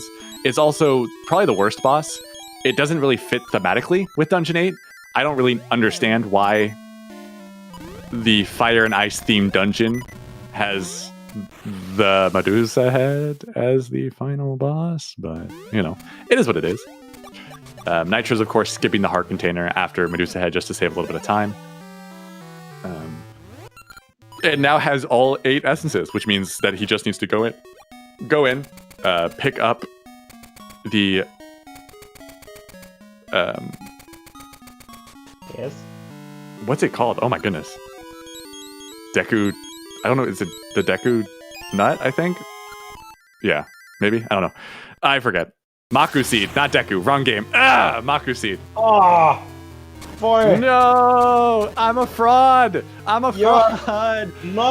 You're not only a traitor, now you're a fraud as well. It's all gone downhill. Oh yeah. And you made me look poor and me look bad because I announced you as the best commentator in the world, and then you give me this shit. Holy! I've ruined everything. All right, we're gonna have to restart. Everyone, go ahead, restart. We're gonna start over from scratch. We're gonna scrap this, delete the VOD, and then we'll come back afterwards. So, a question to the chat: is there anybody that knows this game? Where there's severe lag of knowledgeable commentators here. The Nitro's here, on his way to the final boss, having to have all 8 essences to enter in. If you don't have all 8 essences and the Maku Seed, you do get pushed out of this room. This screen right here is also the screen that if you're doing the any % route, you basically bypass this seed by overloading the game with sprites to deload the scene altogether. and you can just walk right by. But any percent is a category that feels terrible to run and is not all that. It's painful. But if you watched the 100% run last week, it was last week. If you watched the 100% last week, then you would have seen the any percent route, because the first season's playthrough you do is just a normal any percent route if you're being optimal. But now Nitros is in Onox's castle, and Onox's castle is, it's a quick 3 rooms. We have some Wiz Ropes, and then a Dark Nut Floormaster combo, and then we have another Facade fight. This Facade, we're not able to we're not able to avoid the trigger for spawning Facade, so we do have to go through his different patterns. Hopefully we don't get holes. Holes are not ideal, and Nitro's getting 2 fireballs is the ideal RNG there, so very good to see. And we're going to see him run straight into the final encounter with our boy, Onox. He's here. He's got a ball and chain. He likes to throw it at you. You just gotta avoid him. Spin slash. You gotta spin slash. He does not take any damage from anything that's not a spin slash, so if you don't spin slash, you'll never get past him in any way whatsoever. With the power ring, though, we are able to sort of speed up the process, and by making use of a little trick here with the Din Crystal, because hitting the Din Crystal freezes the sword, sort of freezes the game, but the timer on Onox's invincibility and your invincibility runs out.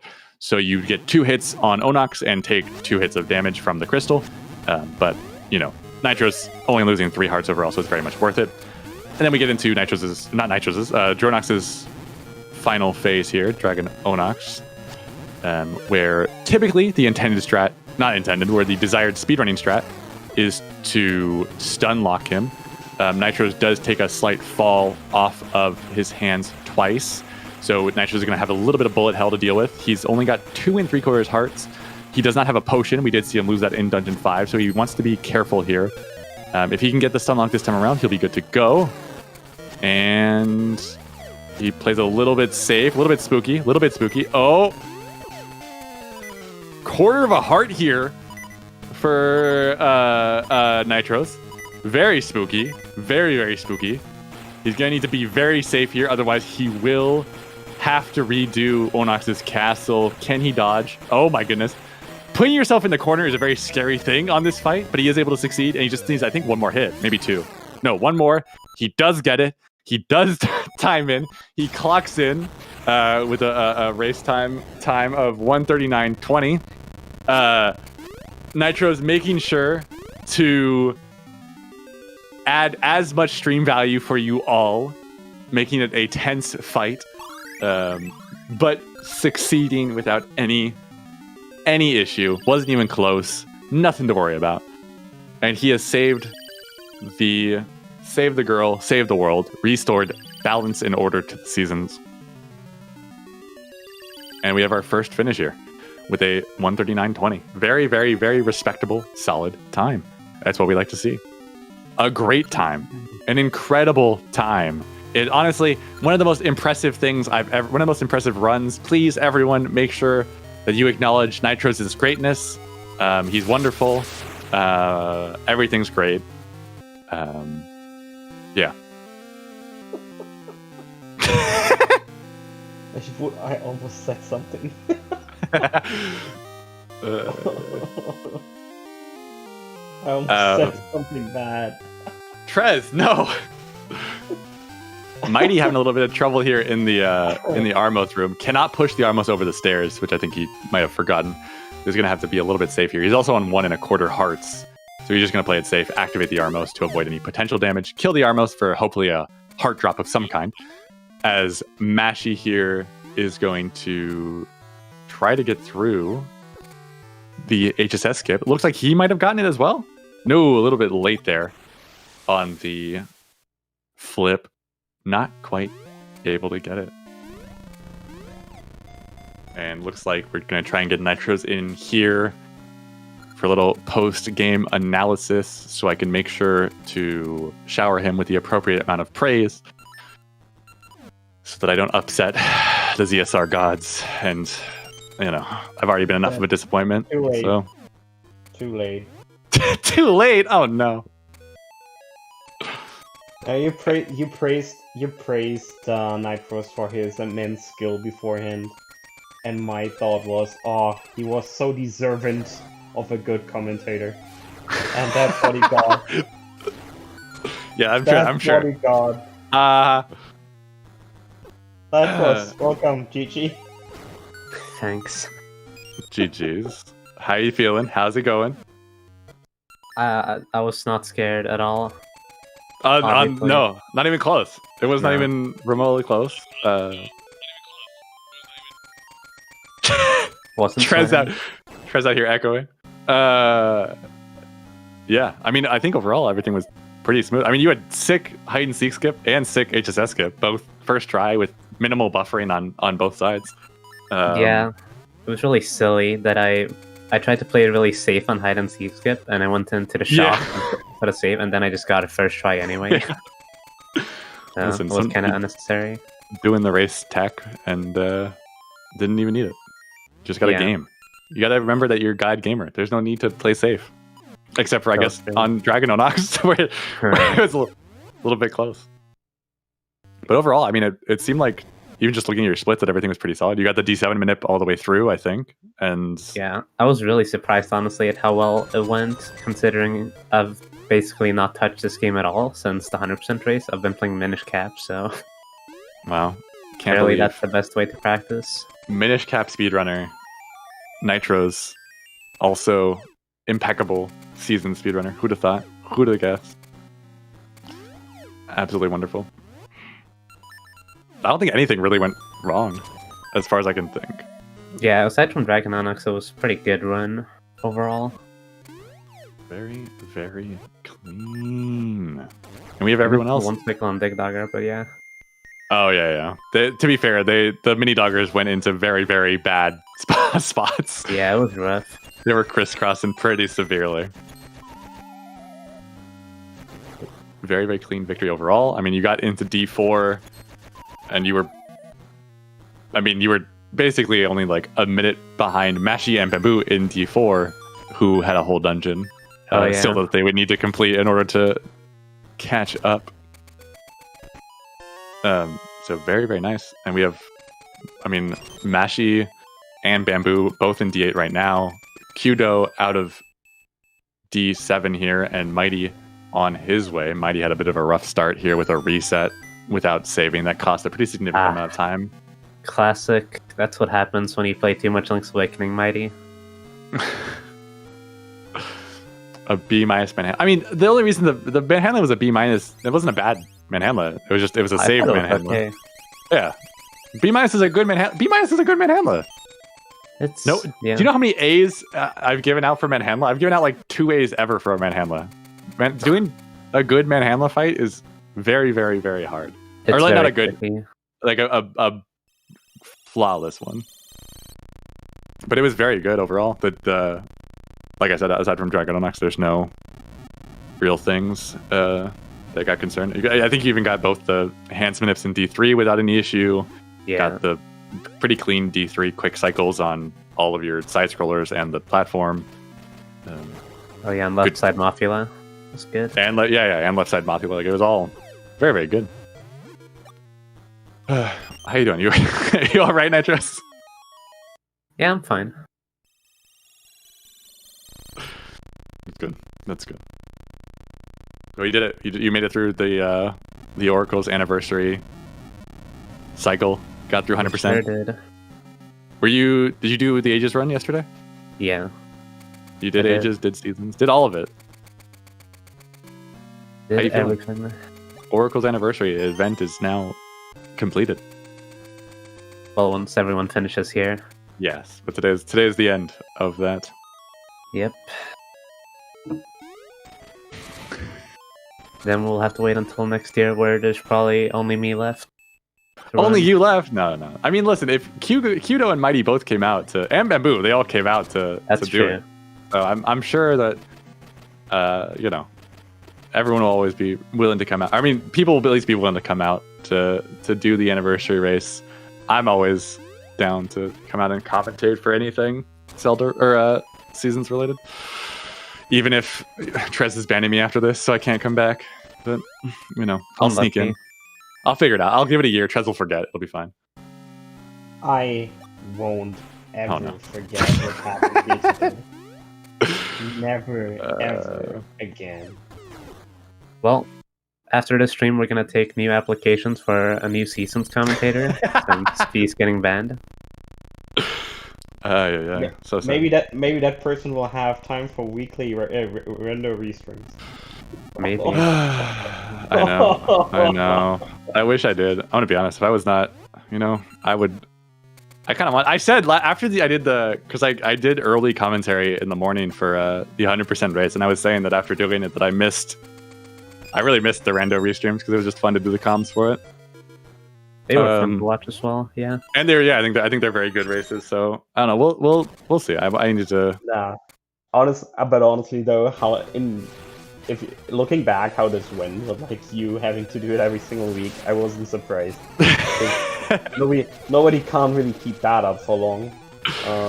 Then we tried to do it monthly, if you remember, and then you weren't available on that monthly date either. Yeah, it was a bad one.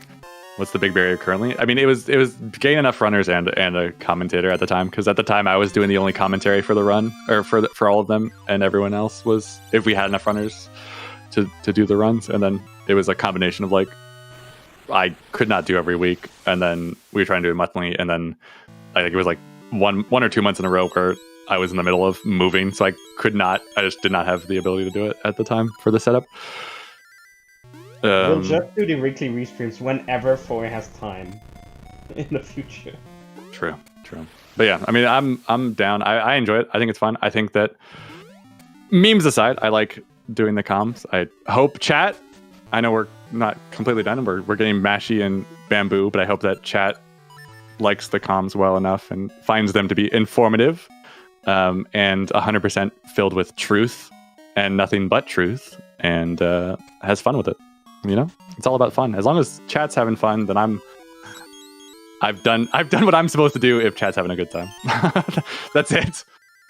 Speaking of Mashy, I'm pretty sure he's actually in PB phase, if I'm not mistaken.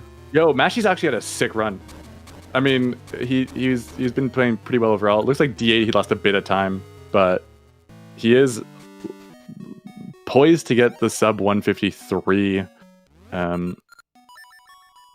Assuming, I think these are his PB splits. So as long as he has a clean Onyx, I think he's good to go. Yeah, don't get an Onyx like me. I mean, like I was adding the stream value, Nitros, adding the stream value. That's true. I wanted to make it more intense.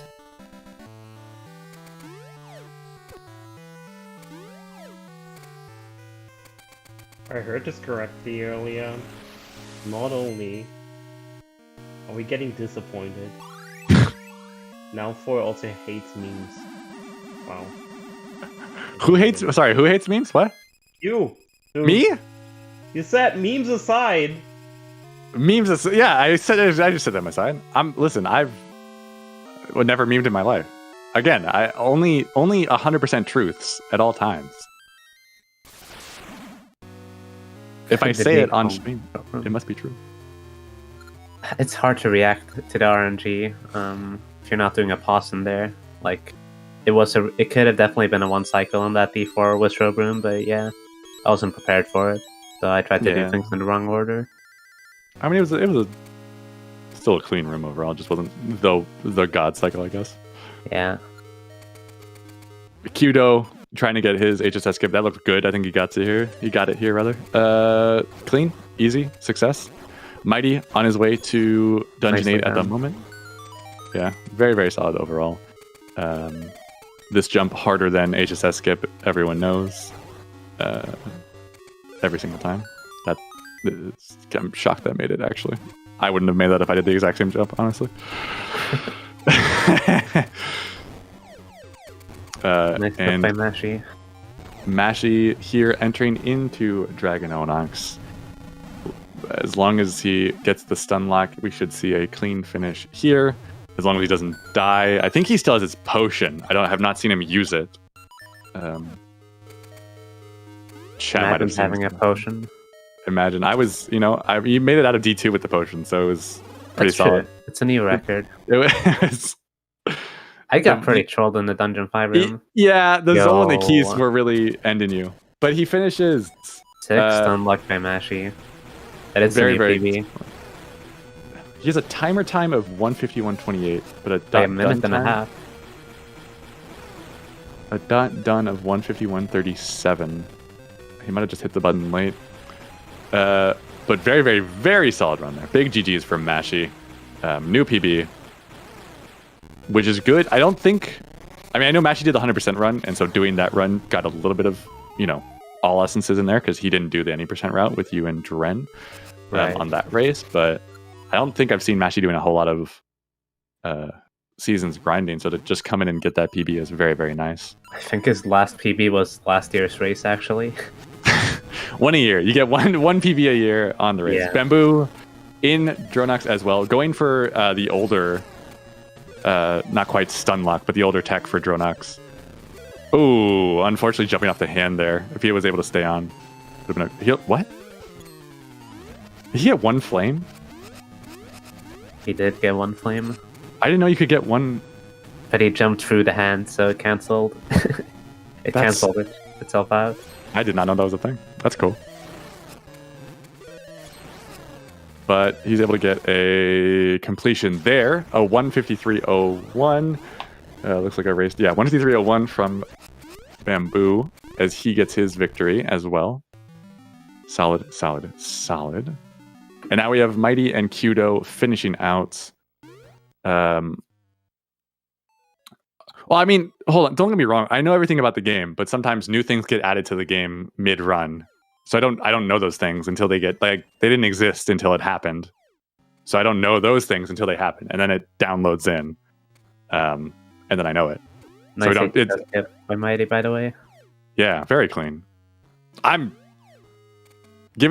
know Mighty is not super practiced in seasons right now because he's been playing a lot of Link's Awakening, which is very different from like a feel standpoint. So seeing him get the success that quickly is very, very nice.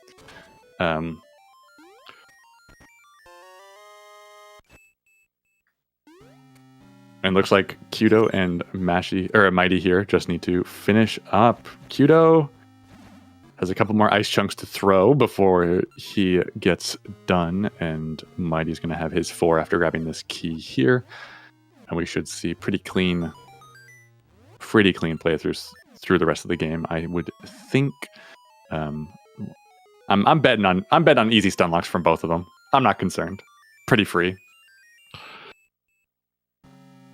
We'll see them both happen. It looks like we get a sub.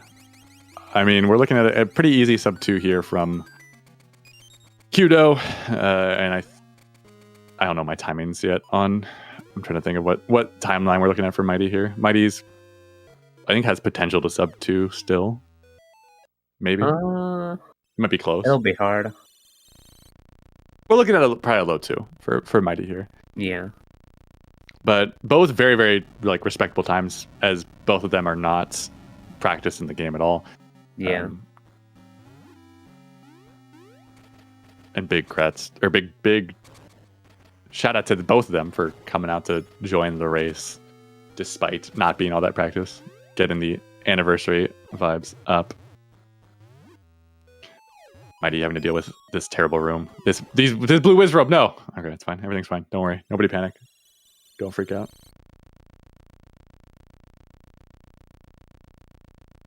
And Kudo here getting stoned by the Medusa head. Yeah. You're gonna teach you how to do the stun lock if you think I'm gonna get it. Just jump back and forth. I believe in you. You do one spin slash, then you just jump back and forth. Just watch the Twitch Play Zelda clip and you'll learn from there. Just copy the directions in chat. Try to do it when Onox is going on the down, when he's leaning down as opposed to moving up. Because if he's moving up, he stutters a little bit upwards, and that can get you to clink the hand. But if he's moving down, then you'll have enough time to be able to get you'll get it pretty easily. You can still get it if he's going up. It's just tighter. So might as well make it easy on yourself. And we have Mashy. GG's Mashy. How you doing, baby? Yo, thanks for the GG.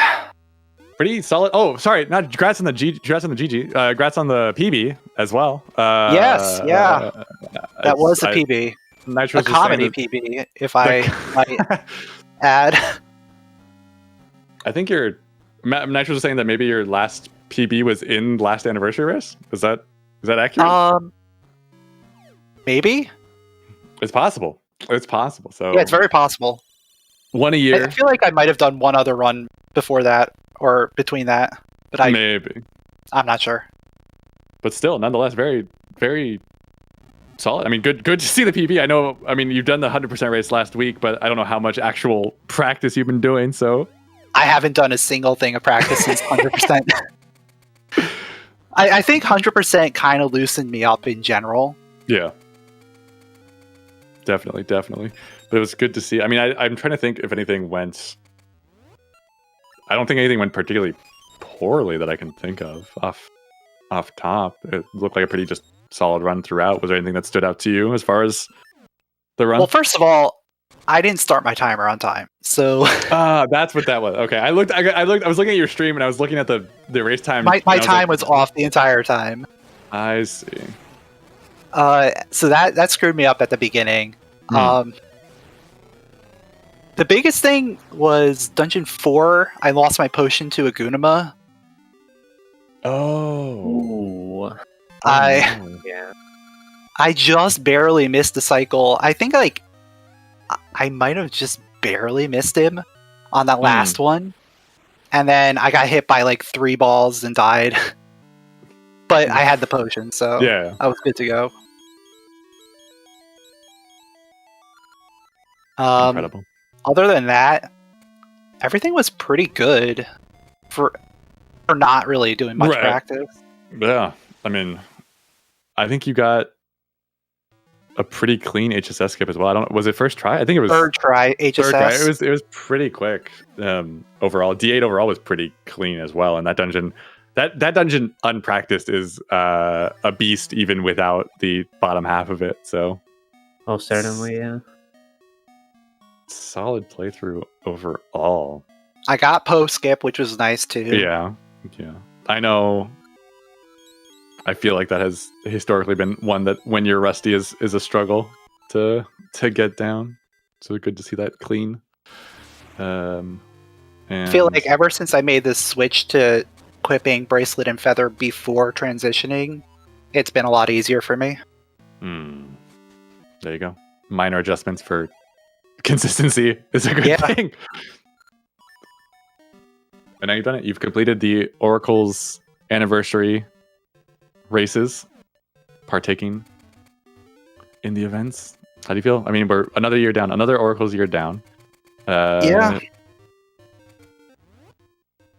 But I'll have to wait till next year for the next anniversary race, and hopefully I can bully. Or we can do English races in May. English races.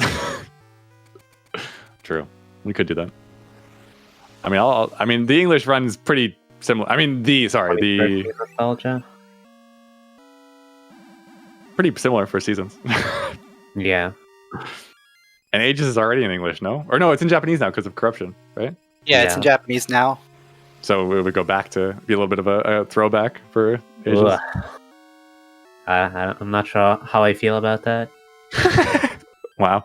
I can't believe I come to commentate one time and Trez is banning Oracles from showing on ZSR again. I cannot believe Trez would take out this personal bias on me for the entire Oracles community. Kind of messed up, honestly. Excuse me.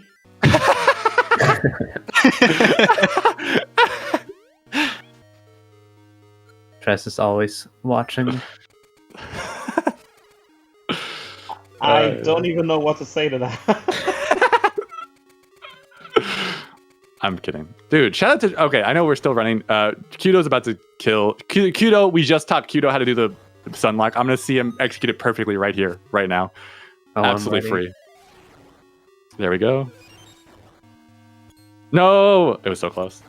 He went right. Kudo, don't move right there. If you don't move right, you'll get the stun lock. That was the only issue. Otherwise, you were fine. Jumps over the fire though, pretty clean, and doesn't get the orbs, which is good as well. And looks like he's just got to. You can be safe. Everything's gonna be fine.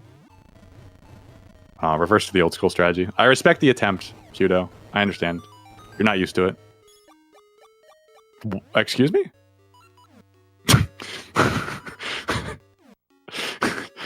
Dragon Onox. Interesting. Dragon Onox. That was a weird cycle. Sorry, I'm not used to that cycle. That was. I mean, it was convenient. That worked out pretty well. But solid GG. 201.44 for Kudo here. As Mighty gets into Onox at the moment, he's just going to be about a minute or so behind here if he can get a clean fight.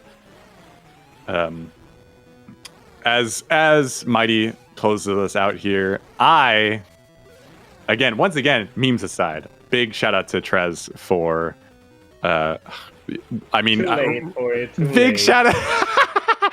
big shout out to Trez for coming in to restream us and being Trez as always. It's a good time. I'm glad that I got to do a little bit of co-commentary with Trez at the start and here as it's fun for me. And we want to try as much as possible to get more oracles, more eyes on the Oracle games where possible. And I think that we can look to try and get a little bit more.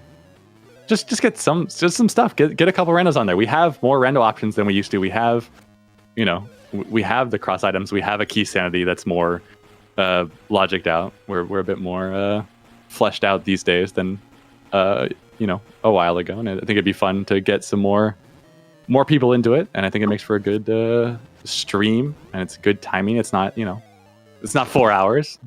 So it's a nice 2.5-ish, 3 hour kind of thing. That's fun for everyone to watch. And Mighty did not have a stun lock, but did have a very clean run overall. Finishes with a 203, looks like 33. And concludes all of this and is hopping in as well. Hey, Mighty, GG's. How's it going? Hi. How you doing? That was hilarious. I'm so sorry. Well, I mean, no. You finished up. I know that there was a bit of a mishap early on with the D2 lack of a save before your save and quit, which resulted in a bit of a redo there. But you got it done. You got the job done. I also forgot the route about 20 times going through. Listen, I mean, enough Link's Awakening brain rot will do that to anyone, I think. So, coming in, not all that practiced in oracles, in seasons after how much Link's Awakening you've been grinding, I think it was still very respectable on the whole, for sure.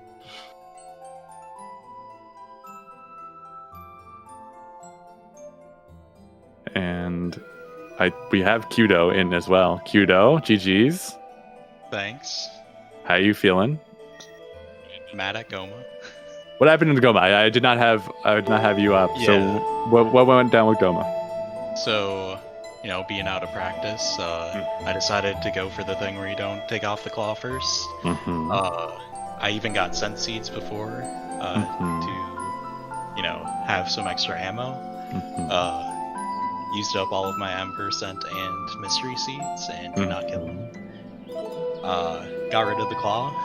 She just kind of went around the arena without even putting out any guys for like a minute, and then started putting them out, and then nothing. Anyway, it was a whole ordeal.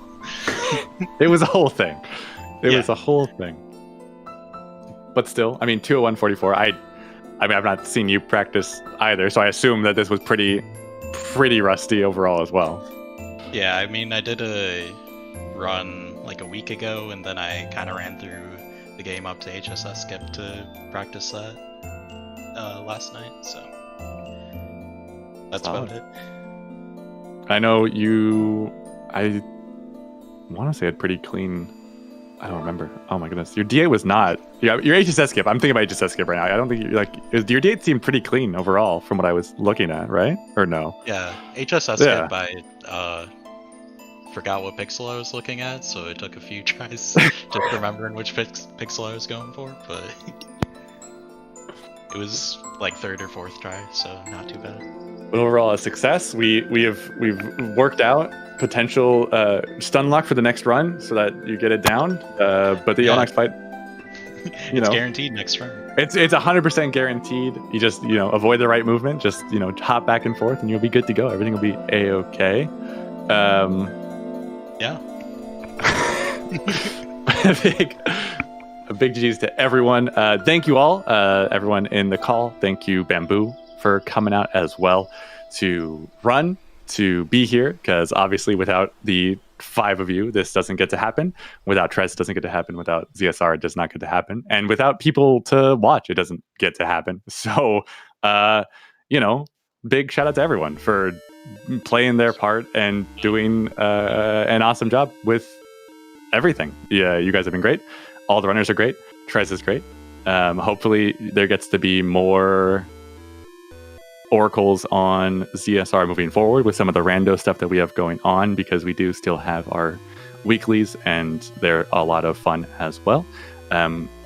We have the oracles Discord if you are interested in learning about the speedrun. The runners are all very, very good at helping out new people with any questions that you may have. And the rando community is there as well. We have it all combined together. So if you're interested in the Oracles rando, you can find that there as well. And I will pass it on to Trez to talk about anything else that ZSR has going on at this point. Okay, I'm only saying one thing. Nah, it's too mean. I can't. Okay. One thing. Say it, Trez! No! Wow. I'm not listening to you anymore. Wow. Okay, this summer we're gonna have an Oracles crossover tournament. Just saying. And Foy has to commentate every single race. I'll do it, sure. No. To be fair, that shouldn't be that hard, because there probably won't be that many entrances. Yeah, I was gonna say. But yeah. No, we're gonna have more Oracles content again on ZSR, I hope. I enjoyed this a lot. I hope you all did as well.